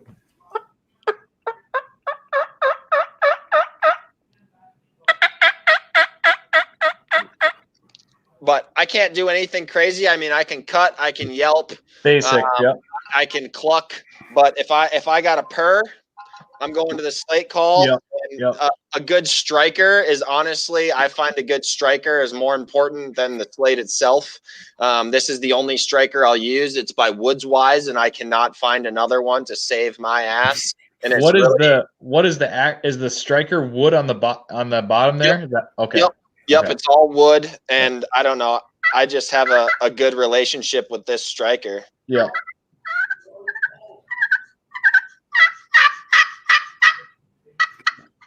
So you're telling me I should get away from my shitty box call? I have a hard time using the box call. I rag on box They're calls so easy. just because it's like, if I hear a box call, like, it's a positive fact that is a hunter. Like, sure. You cannot screech on. I don't care who it is. Will Primo can be screeching on that box call, and I'm going to know it's a human. Sure. So I just don't use box calls for that reason. Not that turkeys can put that together, but I would think that. I'm sure that they can put that together if it's a high pressure area. Here in North Dakota, nobody hunts turkeys. That's why I've never shot one. So, it's, in fact, every year in North Dakota, I'm not even sure if we offer any non-resident tags. I think we probably do, but there's always leftover tags in North Dakota. But nobody hunts them. Like, I swear to God. So it'd probably be fine as far as that, but there's a lot of areas of the country that I'm sure those birds, they're not that dumb. They're like waterfowl, right? I mean, I can blow a duck call a little bit. I can't blow a goose call at all. But you can hear somebody that's really, really good at blowing a really high quality duck call that can still call in those call shy birds. Yeah. Whereas in like up here or in Canada, when they're just coming down, you can quack anything that sounds anywhere remotely like a duck, and they're just going to, just kind of come flying on in. I'm sure it's the same way with turkeys, right? And Sean E., I'm not knocking box call. Well, I am knocking box calls. But I'm not saying they can't kill birds, because they definitely can kill birds. Yeah. Sure. And, in rough country outdoors, Woodhaven, I'm with you, but I have a tough time paying double-digit dollar signs for a single mouth call. But I appreciate that, and I'll send you a hat for the comment. Hey, there we go. You got to get that. You got to get that contact information to Doug. Yep. Sweet. I feel like I could go kill a turkey tomorrow. Wow, that was a pretty lame calling. I would like to go kill it. I'm gonna go smoke some walleyes tomorrow. So that way, when you guys come up this fall, then I can have a nice North Dakota style fish fry. When can you start running wild birds out there? August 1st? July 15th. But I wait till August 1st because there's a lot of sharptails July 15th that don't fly very well. Yeah. You know, they'll fly. You guys shot sharptails that didn't fly good in September. We did, yeah. And sometimes that does happen. But you know, in July 15th, I'm out there running my dogs because I want them to know that those birds are going to fly away and not come back, and they're not going to be able to find them again. July 15th, they can find them again. A lot of times you can see those birds fly 80, 90, 100 yards, and they don't have a second flight in them. So I've been preaching to the Game and Fish here that they need to move it back to August 1st. How was the walleye fishing in August? Pretty good. Yeah. Okay. I was on my boat last year in August talking to you, and I was having to put my phone down to reel fishing. It's really good. I have an extra. This is like a extra read all about it. Okay, Nick. Well, everybody knows Gumleaf Boots is a sponsor of Nick's podcast and my podcast. Yep. And Jack said he would love to give a very deep discount to someone who could answer a quiz. The first person who could answer this quiz would get 25% off. Nice. Yeah, one time. First person who types this in. Now, I'm not saying that you young kids are going to get this. Okay? The turkey diaphragm call is a diaphragm, correct? What else is a diaphragm?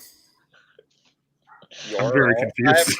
I don't get your respiratory and your digestive. Yeah, you don't get a 25% discount either, Jared. Damn it!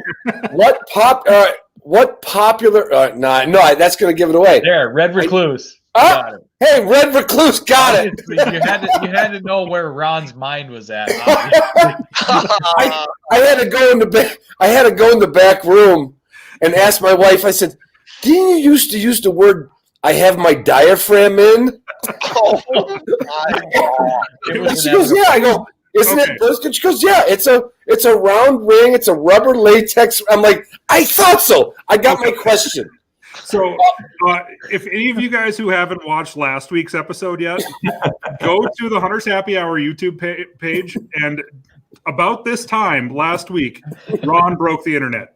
Yeah. So we always know where Ron's mind is at. It's always on the same thing.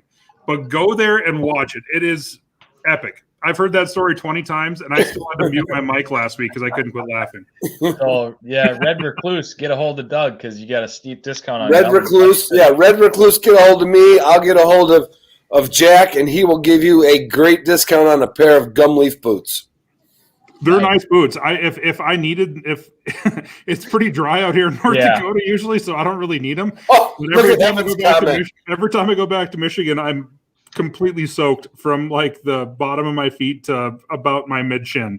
So anybody who is in the eastern part of the United States, turkey hunting actually would be really good for Gumleaf boots. Oh yeah.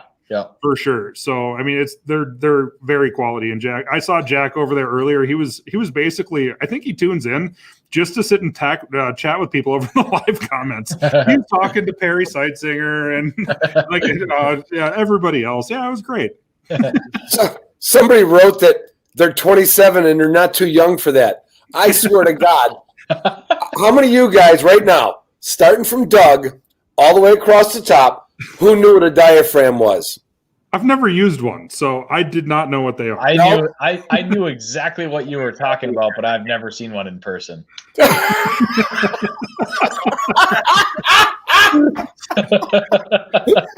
There's so many jokes to be made there, Larson. I'm not even going to get there. I teed that one up for you guys.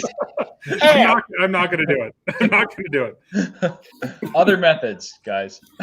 Tyler found one once, but he called a turkey in with it.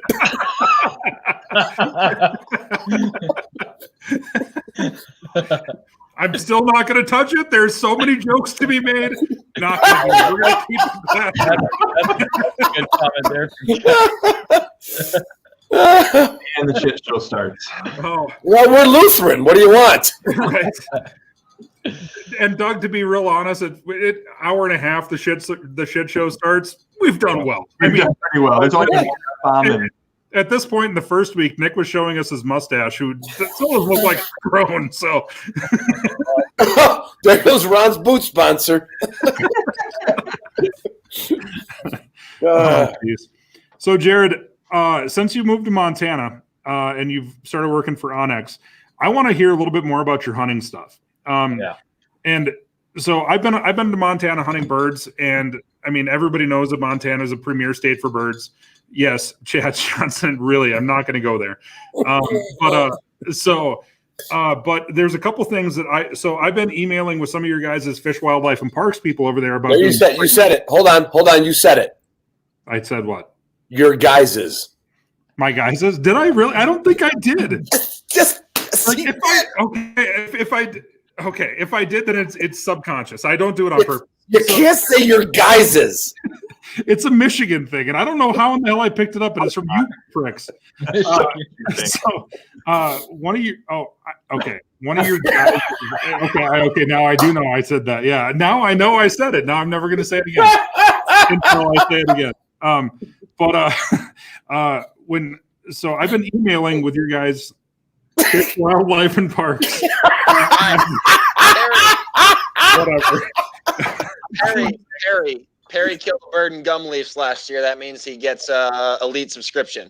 Oh, nice. And he's a forester, so he uses Onyx big time. Winner, Perry.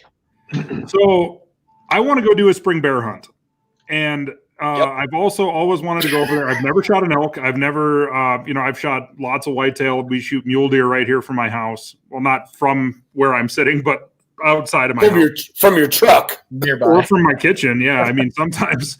But I want to hear a little bit more about what you like to chase over there. I've never done the fall elk thing, and I would assume that the archery hunting for elk, specifically over by Missoula, has got to be really, really good.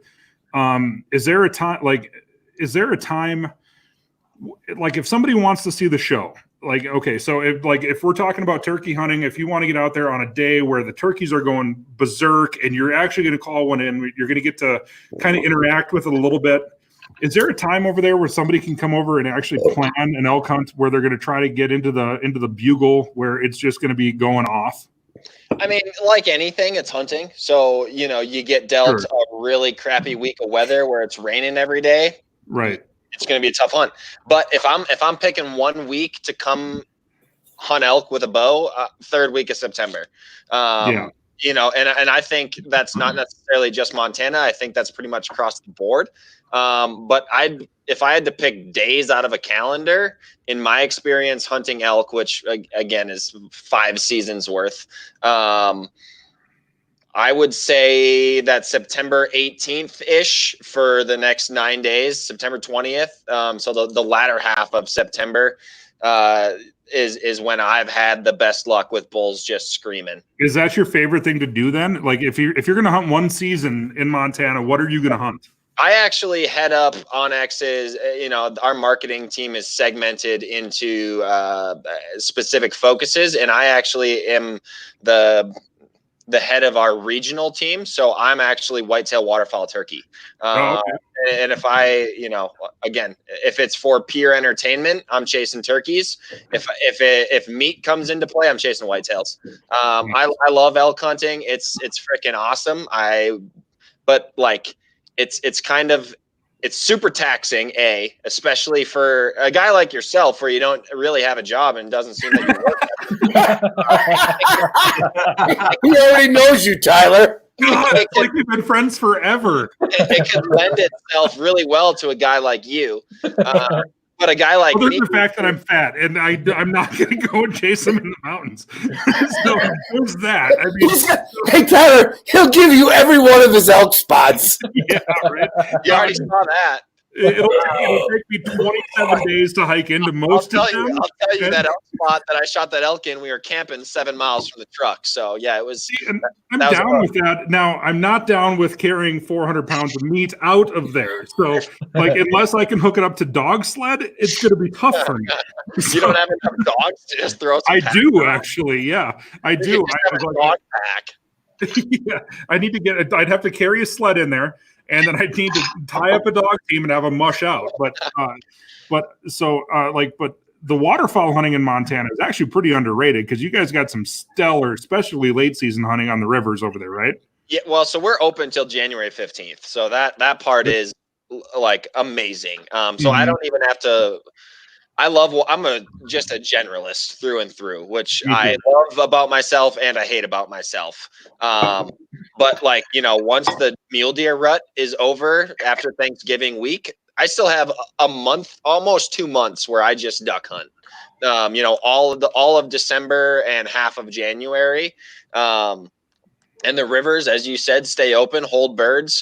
Just north of Missoula is actually the Flathead Reservation, and it is legitimately a little slice of North Dakota. It's a straight up prairie pothole region. That a boy, Nick.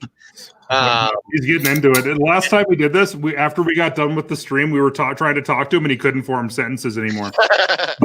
We will see the mustache. Everybody thinks that me and Ron are the ones that get really sloppy, but Nick Larsen just kind of he's the underdog in this game. Yeah, he's the sleeper. He's really the sleeper. Yeah, I've acted like this my whole life.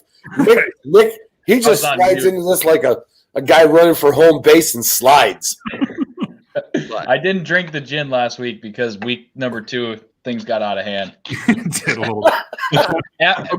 Pretty much after the show ended. But hey, Jared, when you say you duck hunt now, I'm not saying you need to have a dog, but who's got the dog when you're duck hunting? My boy. So he's not my boss anymore, but previously Matt Seidel was my boss, and he's actually become one of my best buddies out here. Yeah, he's got a great black lab Axel that always puts in the work for us. But he actually Matt's kind of like my duck hunting fund, if you will. You know, if he needs decoys, I'm out there, grinding, ordering them for him, but he's paying for them. Right. The ice eater, he bought a couple ice eaters for us last winter, but I was in charge of installing them. This is the perfect. This is a perfect relationship. Yeah, it's amazing for both parties, really. Right. What ice eaters is he running? So we have 2 ice eaters. Where were they from? I think they're Higdon. Yeah, nice ones too then. Oh, Ron, Matt doesn't buy non-ice anything. There you go. So we had I think is it a 2-horse? Is it a 1-horse or a 2-horse? One of the two, and then a half-horse.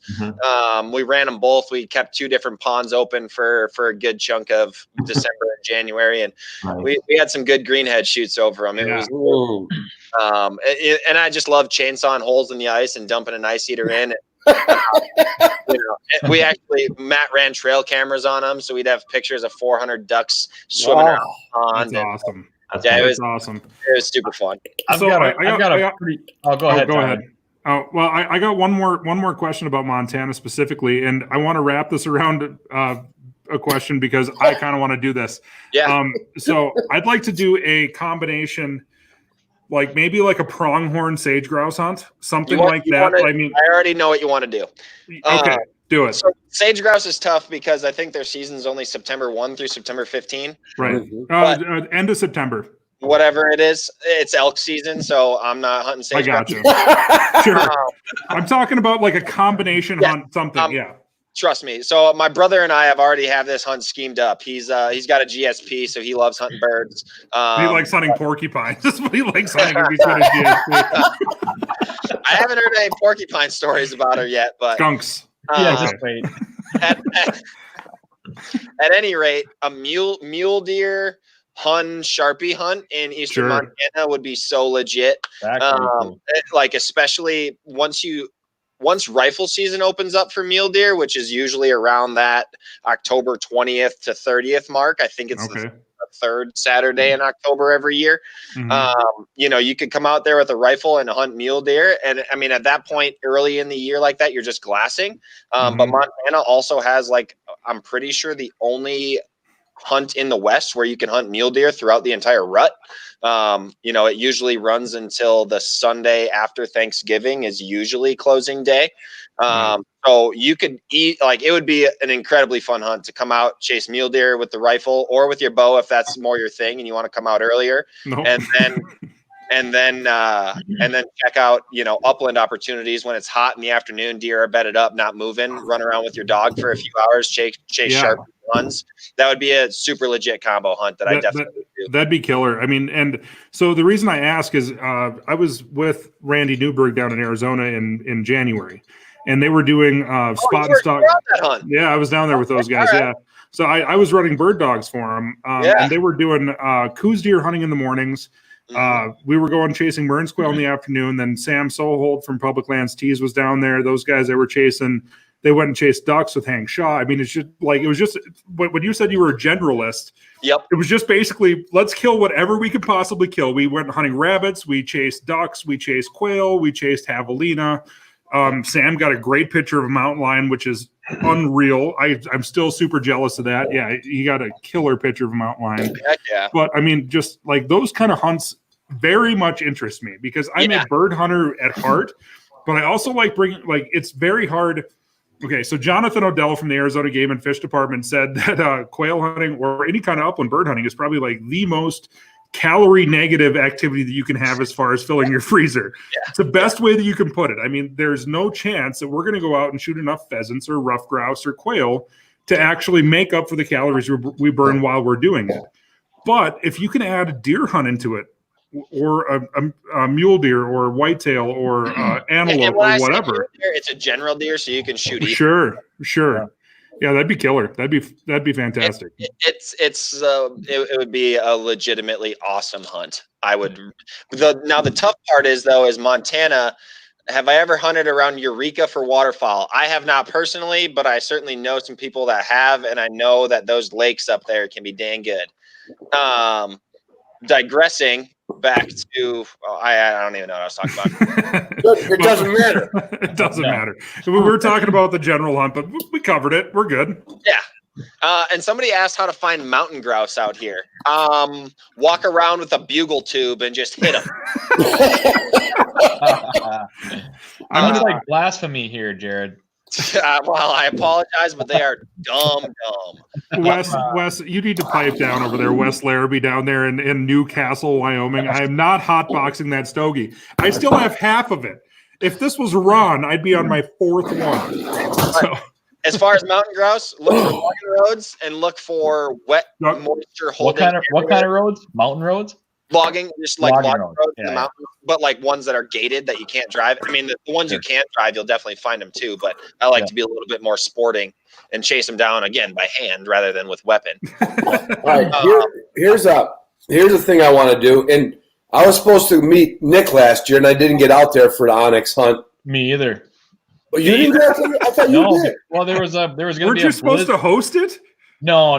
Probably. It was an onyx hunt. There ended up being a blizzard. They did do it, but I didn't go either. Okay, I didn't even get the invite.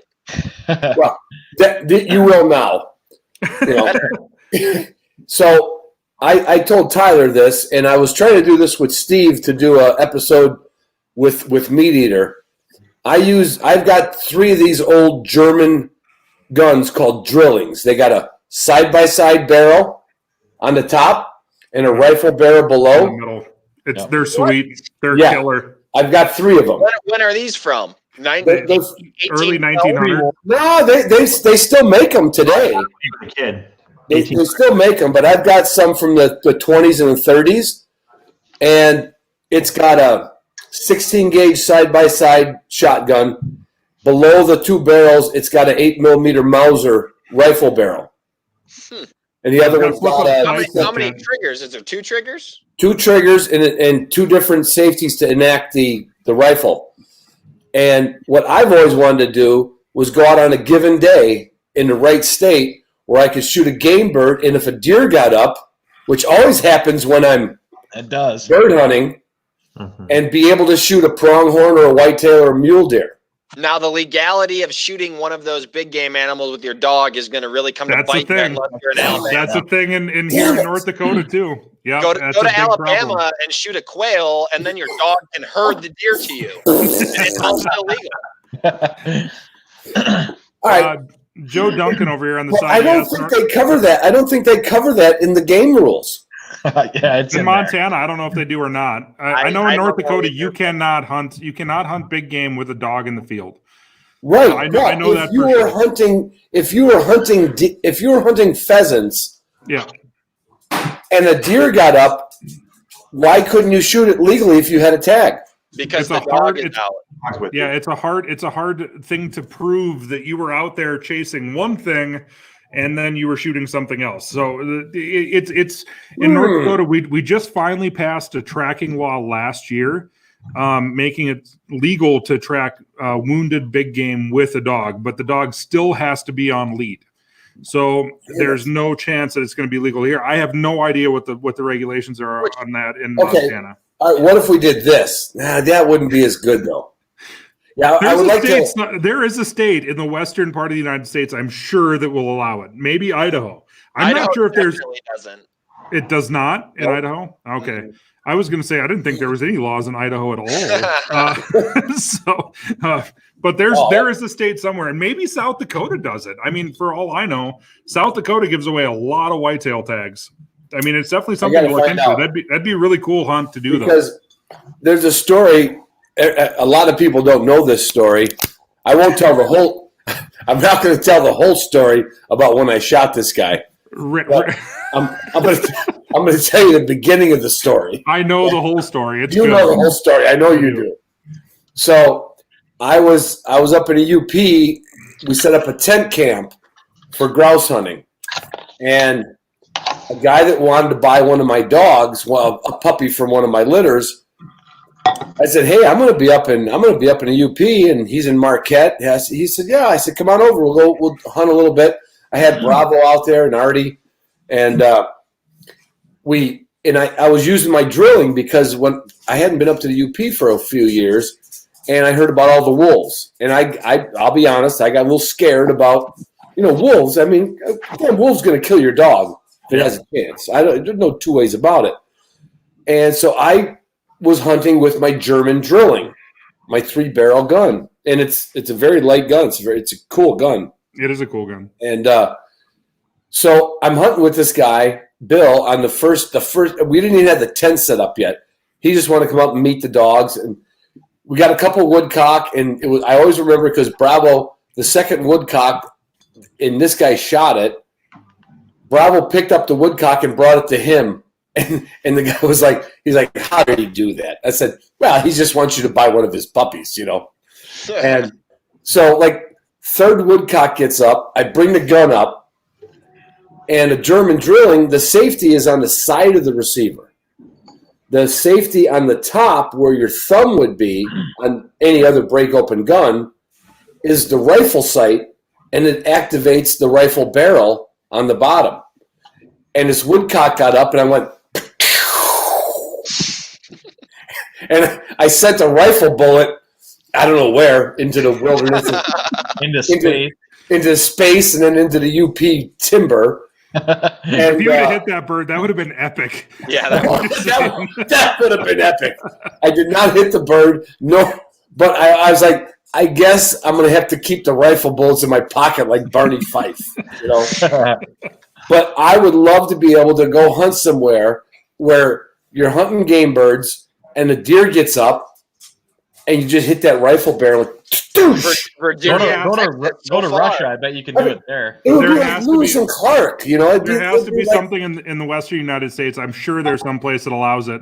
There's gotta be. But problem with that is you only got one shot at a running deer. But that's all I need, Nick. That's all I need. Funny. And I got videos on my little really shitty YouTube channel with my GoPro camera of deer getting up that my dogs have pointed in cattails at 10 yards. I'm sure that I could hit them with like one shot with a rifle. Tyler, I know that. Yeah. Tyler, 2 or 3 years ago, a whitetail almost hit you in the stomach I remember that. That was okay. Yeah, that would have been self-defense. We have never told that story before, and that is hilarious. Like, it's a very narrow creek bottom. Yeah. And we're walking 5 wide in this creek bottom, and this little, like, it was like a 3x3 buck. It wasn't a big buck, but it was a buck. And it wasn't sure where, because the dogs actually flushed it, and it came back at the line. And I could have put the butt of my gun out and hit that deer. I guarantee it. 100% guarantee it. I mean, it was that close. But so I had. Okay. How about this? If I was deer hunting, if I leave the dogs in the truck. If you leave the dogs in the truck, it's totally legal. Probably good, yeah. 100%. There we go. I can do that. Yep. And there's some good spots that we could get birds up without a dog. Oh, 100%. 100%. Yeah. I killed a rough I'm your guy. Yeah. We can totally do that. Yeah. Nick, this could be a Project Upland film in cooperation with Onyx. Yeah. Ron Bain with a German drilling. Absolutely. I'll let you use one, Nick. You can use one of them. But I have to tell you though that Craig Jones is rolling over in his grave if I don't tell you what Craig told me about him shooting this guy. So the punchline of the story is that not only did he get shot by Ron, but Ron gave him a freaking Bronco. So he got burned twice by this whole deal. Not only did he get shot, but he has to home with a Bronco for the next 15 years. So I have to say that, otherwise Craig will crawl his way out of the grave and he will. That's kill true. me. We had a we'll just call it a smattering of number 7 shot. It was very thick woods from what I hear. And then he was fine. And in the end, I said, "Listen, Bill," I said, "if you decide," he was looking between a Griffin and a Bronco, and he got. There's no difference, really. Ben P, email Doug. You get some free gear. Who does? Ben P. There we go. He said, "All right." I said, "Well, listen, just in case, because I shot the guy. I shot the guy. He's alive. He still has children. He can reproduce." Yep. And I said, if you decide on a Bronco, your first one's free. And he looked at me when he got in his truck. He goes, "I'm going to take you up on that." Have you ever talked to him since? Does he regret his decision? No. Actually, I talked to him about a year after that, and he was real happy with the pup. But I haven't talked to him in, I don't know, 6-7 years. Yeah. She might have died died. I don't know. What's that, Jared? I said he just shot a guy and kept going about his business. Yeah, basically. He's like, no big deal. He's from Chicago. I mean, that's what people from Chicago do. They shoot people. Hey, that's another story. I got held up in a Burger King. Yeah. I got held up in a Burger King when I was a beer driver for Pabst Blue Ribbon. You were what, like 22 years old? Yeah, about 20. Yeah. And we also delivered Old English 800 on both sides of the city. High gravity. I've had one. I've had them before. They're terrible. And I got held up eating lunch in a Burger King, and I followed this guy out of the restaurant. I pulled a gun out of my top pocket like Barney looking for a bullet, and I shot at this guy. So I'm pretty sure you told that on the podcast one time. Did I tell that? I feel like I maybe heard that one time. Ooh. Yeah. Oh, I thought it was the first. Anyway, I knew that story. Yeah. I knew that story. I took a 7.5 shot pellet to my eyebrow one time. Ooh, that's lucky. It was in your eyebrow. Extremely lucky. From who, Nick? A good buddy of mine that I've known since kindergarten. We kind of grew up grouse hunting together, and this was when I was in college, and it was definitely a lesson learned. We were hunting this. We were hunting grouse. We were walking this trail system. This is before we had dogs, so we were partridge hunters at the time. We'd walk these trails and walk them real slow, and you're trying to find grouse, right? So this was a place that we called the Loop because there was a trail system that made a big loop, and we split up at this T, and we're going to meet on the other side of it. And a series of unfortunate coincidences occurred to lead up to this, but we split up. We walked there. I get to the meeting point before my buddy does, so I decide to sit down kind of just off the trail on this little slope so he can't, like, I'm out of his line of sight, not even really thinking about it. I don't know it, but he comes around the corner, and in between he and I can't see it, but he can see there's a grouse on the ground in between us. And all of a sudden it kind of happened simultaneously. I felt a little tap on my eyebrow, and then I heard a shot, and a bunch of pellets were raining through the brush at me. I fell back like this. He shot again. Oh! He shot again, which, believe it or not, a grouse standing on the ground, he had to shoot twice at it. And I just yelled. I was like, Brian! It was like I didn't know what was going on. And there was dead silence. I got up, I stepped out into the trail, and I turned around the corner, and he thought he had killed me. I mean, the look on his face, he looked like he had seen a ghost. Yeah. And I ran up to him. I'm like, is there blood pouring down my face? I feel like you shot me, man. And he's like, no, it's just a little trickle. And there was nothing more than a scratch. Trickled enough, yeah. I went home, and I'm feeling around in there, and I'm like, there's a BB in there. Dude, you should have left it in there. That would have been badass. You should have got an eyebrow piercing with that. You should have got an eyebrow piercing through the hole just to be cool. Badass and use the BB as a stud. There we go. I still have the pellet actually at my parents' house, but I went down to the doctor that day because it was a lead pellet. Whatever. But I was telling this nurse or whoever she was, I'm like, there's a pellet in here, and she's feeling around. She has my mom there. She's like, look, I don't think anything penetrated the skin. I don't think it's in there. I'm like, I know I said BB because I said BB. I'm like, I know I said BB, but this is a very small pellet that I can feel it against the bone. And she's like, well, let's give you an x-ray. And we went in the x-ray room, and sure enough, there was a pellet sitting right on top of my eyebrow. And the plastic surgeon pulled it out that day, but I wasn't wearing eye protection or anything, so I was pretty lucky. Brett B wins the comment of the night award with Onyx needs a shot my hunting partner pin that looks like a bullseye. That's the best comment of the night right there. That is the best thing. You can get that man a subscription. That guy needs a subscription for sure. We're gonna create that pin. No, I don't think so. But okay, so since we're sharing, last year and I haven't told this story at all. You guys all have a story where you get shot somebody? No, yeah, pretty much. Jesus. Yeah. So I don't like any of you. I don't like hunting with more than like 3 people because that way you can kind of keep track of who's where and what, as far as bird hunting goes. And that's still a lot. That's still a lot. Yeah. But so last year during my Bird Hunters Jamboree here in October, went through the whole safety spiel, don't shoot anybody. That's the only way. Like, don't shoot anybody. Don't shoot any dogs. You're out of camp, right? Went through that whole spiel. We're hunting day 2, we're hunting this big cattail swamp, and the cattails are up over our heads. My dog goes on point.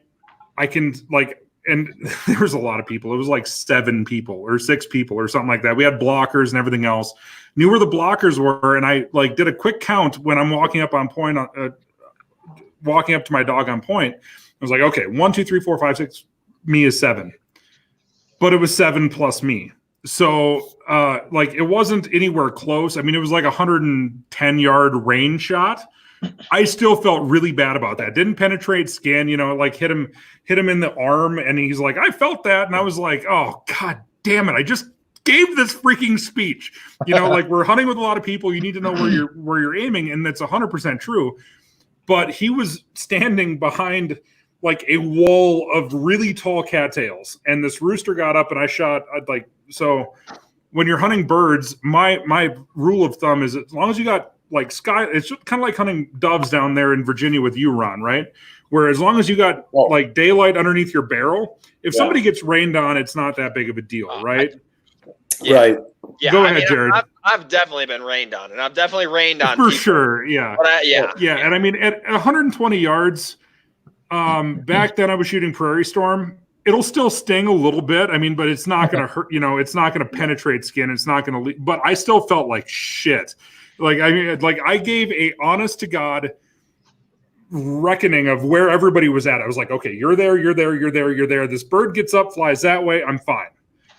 No, I was not fine. I ended up shooting a guy who was a cop from California, who was he was like a 60-year-old ex. He was a from California, I believe. I felt so bad. I had to walk directly across the field, picked up my bird for my dog, walked all the way over, and walked all the way back to the truck with him, like apologizing. He's like, "Oh, dude, I'm fine." I was like, "Yeah, but still, I fucked up because I didn't know exactly where you were at. I miscounted because I don't know how to count to 8." So I think upland hunting definitely lends itself to more accidents than any other type of hunting. Turkey hunting too. Turkey hunting because of the camo and everything. Yep, for sure. Well, yeah, turkey hunting though, I feel like it's more dumbasses than truly accidents. Oh, it's that way in upland too. Like, I promise. Well, like at least in your case, like again, there's a lot of times where you can't see and raining on people like that. Sure. That's. Sure.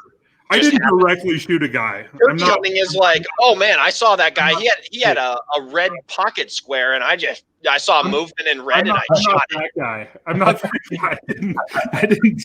I get it though. Like you were in the grouse woods, and that was September, right? It was October, but it was a cedar thicket, and I had no idea. I'll tell you what, you want to have a feeling that. What do you say? Dude, get that guy a hat, man. These guys are killing it right now with the comments. Well, I missed that one. What was it about public schools? He's the North Dakota public schools aren't expected to count.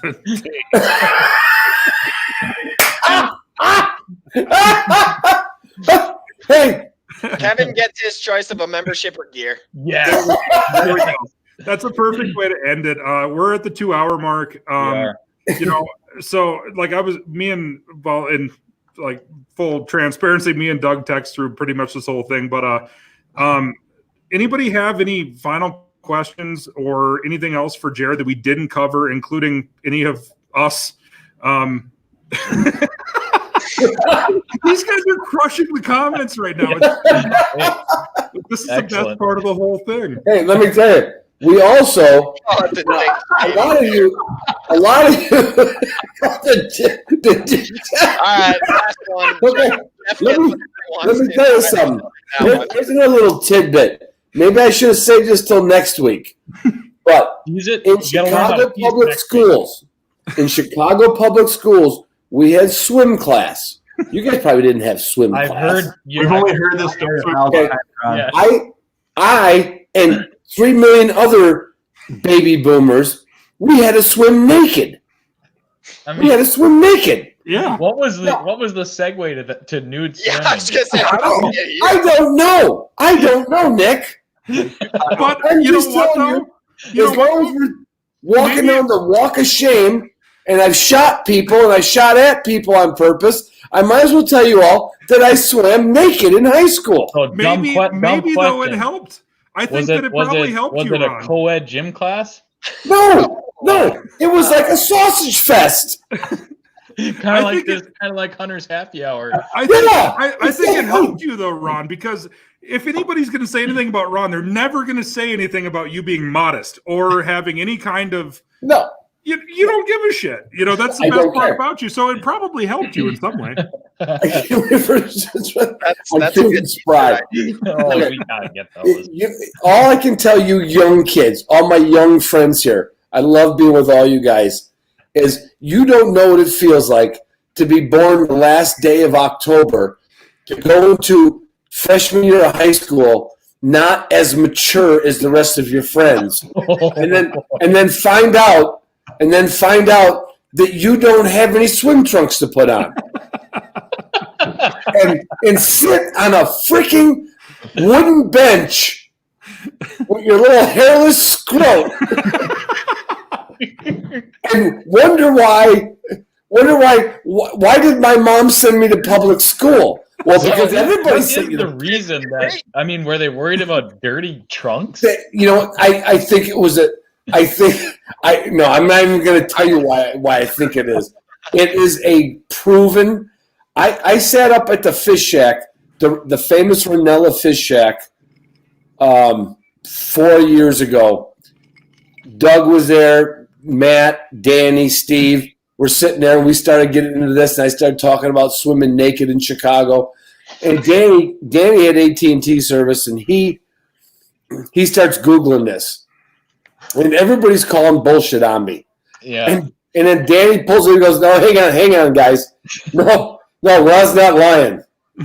From 1947 to 1976, all students in Chicago public schools swam naked. Okay, wait a minute. So I have one final, we'll call it a dig, or a joke, like sort of inappropriate. Or you weren't in a Catholic school, were you? No. Okay. No, we didn't get molested. We just got PTSD from it. Could you imagine? Okay. I'm trying to picture this. No, Today, right now, I'm not going to picture. You cannot force me to picture that, Ron. I'm telling you right now. I'm not going to picture your 13-year-old whatever sitting on a bench. Not going to do it. I have to go to sleep in a couple hours. I have to work tomorrow. You guys just don't know. You hear that, Jared? Tyler's got to work tomorrow. I was gonna make a comment about it. Like, I work this time of year because I got nothing else to do. I mean, like, okay, so in all honesty, I work tomorrow and then I'm off for 6 days so I can go walleye fishing. So, it's not a bad deal. I got it. Like tomorrow's going to be windy and cold. I kind of pick my days based on weather. But so Doug does have a bunch of final questions real quick before we end this thing. So they're all for Jared. And then we'll comments. Just what's ask. that? I said they're not questions. They're just asks. Oh, okay. Let's do it. Let's do it. Now, so we have 104 people watching this as we speak. So my ask for you guys is, if you guys like what you saw today, do us a favor. Go down to the bottom, click the thumbs up button. So it looks like we have a little bit of little action going on there, but a lot more will definitely help us out. If you can also subscribe to the channel, because that helps us grow organically, and it just lets us know that we're doing a good job. So we're 4 episodes into this now, and we really want to make sure that we're putting out the best product for you guys and the best show that we can. So if you do have suggestions, make sure that you also put them down in the box. Good, bad, ugly, doesn't matter. I think it'll all help us produce a better show for you guys moving forward. And then finally, we did get social media up for the Hunters Happy Hour. So we are on Instagram and Facebook. If you just search Hunters Happy Hour on either platform and like and follow. So we'll put some content out there.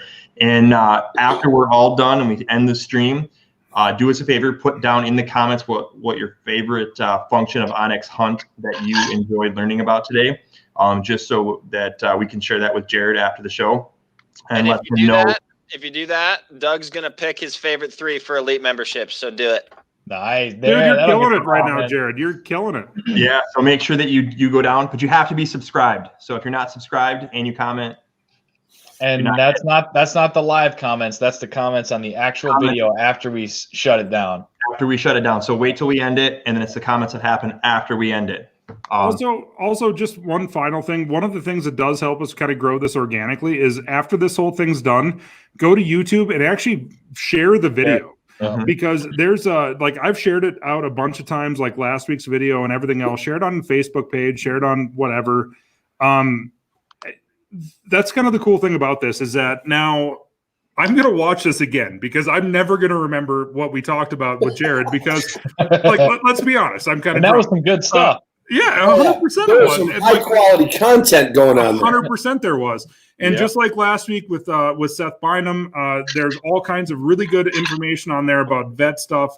Share those episodes out on your Facebook page. Share them to your different groups that you guys follow because that'll actually get more people to come here and do this. And me and Nick and Ron and Doug, we love this. I mean, like in the last month, this has kind of been the thing that's kind of kept us. I would say sane, but none of us ever were. Let's be real honest.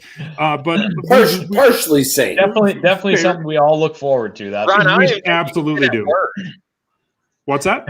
I said I don't even know if Ron can use the word sane. No, not at all. True. Not at all. That's true. Probably can't spell it either. I mean, that's how that works. But CHAN. Yeah. It Irish background. absolutely wouldn't be the same without everybody watching and commenting too. For sure. That's what we look forward to. It's been a blast. For sure. Yeah, absolutely. It's like one big giant Hey, we all just ended up at the same tavern one night. Yeah, absolutely. That's why me and you know what, Ron, this is the best thing about being where we're at right now is that you and I can actually smoke in the bar. Yes. Can't do that anyplace else. So, No. Although I do have a place in Virginia where we can smoke in the bar next year, Tyler. Yeah, we did that.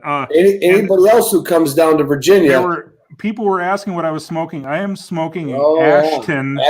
Nice. Imported. That's the one that Brent Kroll from up in Traverse City brought down to us when I was over there. I would have smoked another one, but it was too cold out on the porch. So next week, I should have my Cat 6 internet cable buried in the ground. I'll be in the kennel. There'll be dogs. There'll be noise. It's going to be awesome. If that doesn't tell you that Ron's willing to do a little bit of work to show how much he loves this, he's going to be out. Yeah, absolutely. 300. I'm putting direct burial cable out to the kennel 300 feet away. Do this. So absolutely. Make sure that you invite a friend next week. That's all I'm saying. Doug, do you have any more questions from anybody else that you would like to answer, or any of us at all? Let me look real because quick. Seriously, we don't care. We can stay on here for another hour. And also, I'm gonna get a beer. Comments like this is my Instagram handle. If you come at me with Onyx questions, I'll help you out. I was very, very happy to follow you the other day. And on Wednesday when we were talking, I was like, God, we got off and I didn't even get to introduce myself. But it's seriously been great. I cannot thank you enough for coming on here and doing this. I've learned so much. I've been a member for years, and I didn't know a quarter of the shit that I just learned about tonight at all. Yeah, I mean, I had a ton of fun tonight. This was certainly the best Friday night of quarantine for me. So I appreciate you boys having me on. Love it. Sure. Yeah, if you're ever short on guests, invite me back. I'll be back. That'll absolutely happen, and definitely sometime this before fall. We've had a lot of. I know for sure I've had a lot of people asking if this is going to go on after the quarantine lifts. Oh yeah, and I think it will.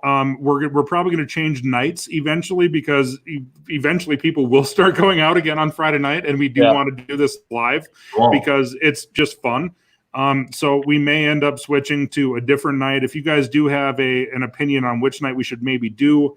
I think that most of us are probably leaning towards like a Sunday evening kind of a thing after everybody gets back from the lake or whatever. But, seriously, we want to keep on doing this. So if there's something that you guys see that you think that we should do, or if there's somebody that you think that we should talk to, we are absolutely up for any of that. And we will definitely take your guys' recommendations. Your guys's.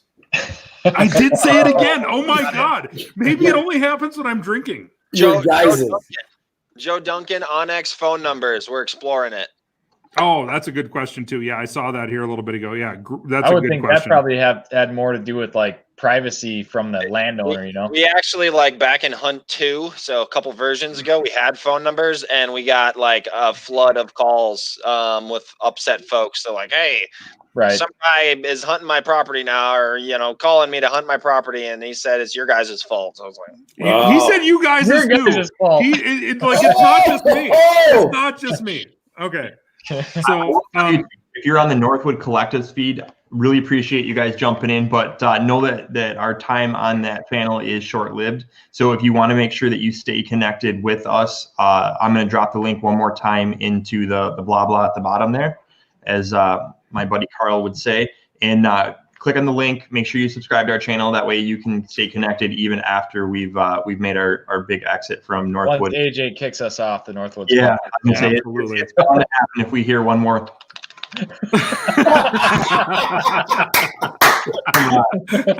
Oh, you kids are so funny. Are there any final thoughts from anybody before we end this? So just real quick, Evan did ask if we can get Justin. I'm guessing Justin McGrail on. We've all talked about that, and hopefully we can do that at some point. I would imagine that when social distancing is over, I know he can't do it at his house with internet, but I could probably get him to come to the kennel some. Right. If it ends up being on Tuesday nights or whatever we end up doing it, we'll do it whenever. I would certainly think we could get Justin to come in on that. But God, I'm going to have to be half serious when he's here because no, you don't. He trained. Well, you're right, Nick. I don't have to. No, you're not. Justin will be Justin. He'll be good. Yeah. He'll be good. The rest of us, we could be us. Morons. That's the best thing about having a guest on like Jared. I mean, Jared was very professional all night long. Yeah. So, I mean, like we can be ridiculous and we can be silly, and then we can have a guest on that kind of levels us out a little bit. So yeah. But I will tell you, go ahead, Jared. I was just gonna say, you never know when your boss might be tuning in. Nick is so worried about that right now. You have no idea. I talked to AJ this week, and he didn't mention anything about last week's incident. So well, it just means he didn't watch it. That's the only thing it means. Yeah. I'll send him a message. It's fine. Thank you guys. Doug's flannel game.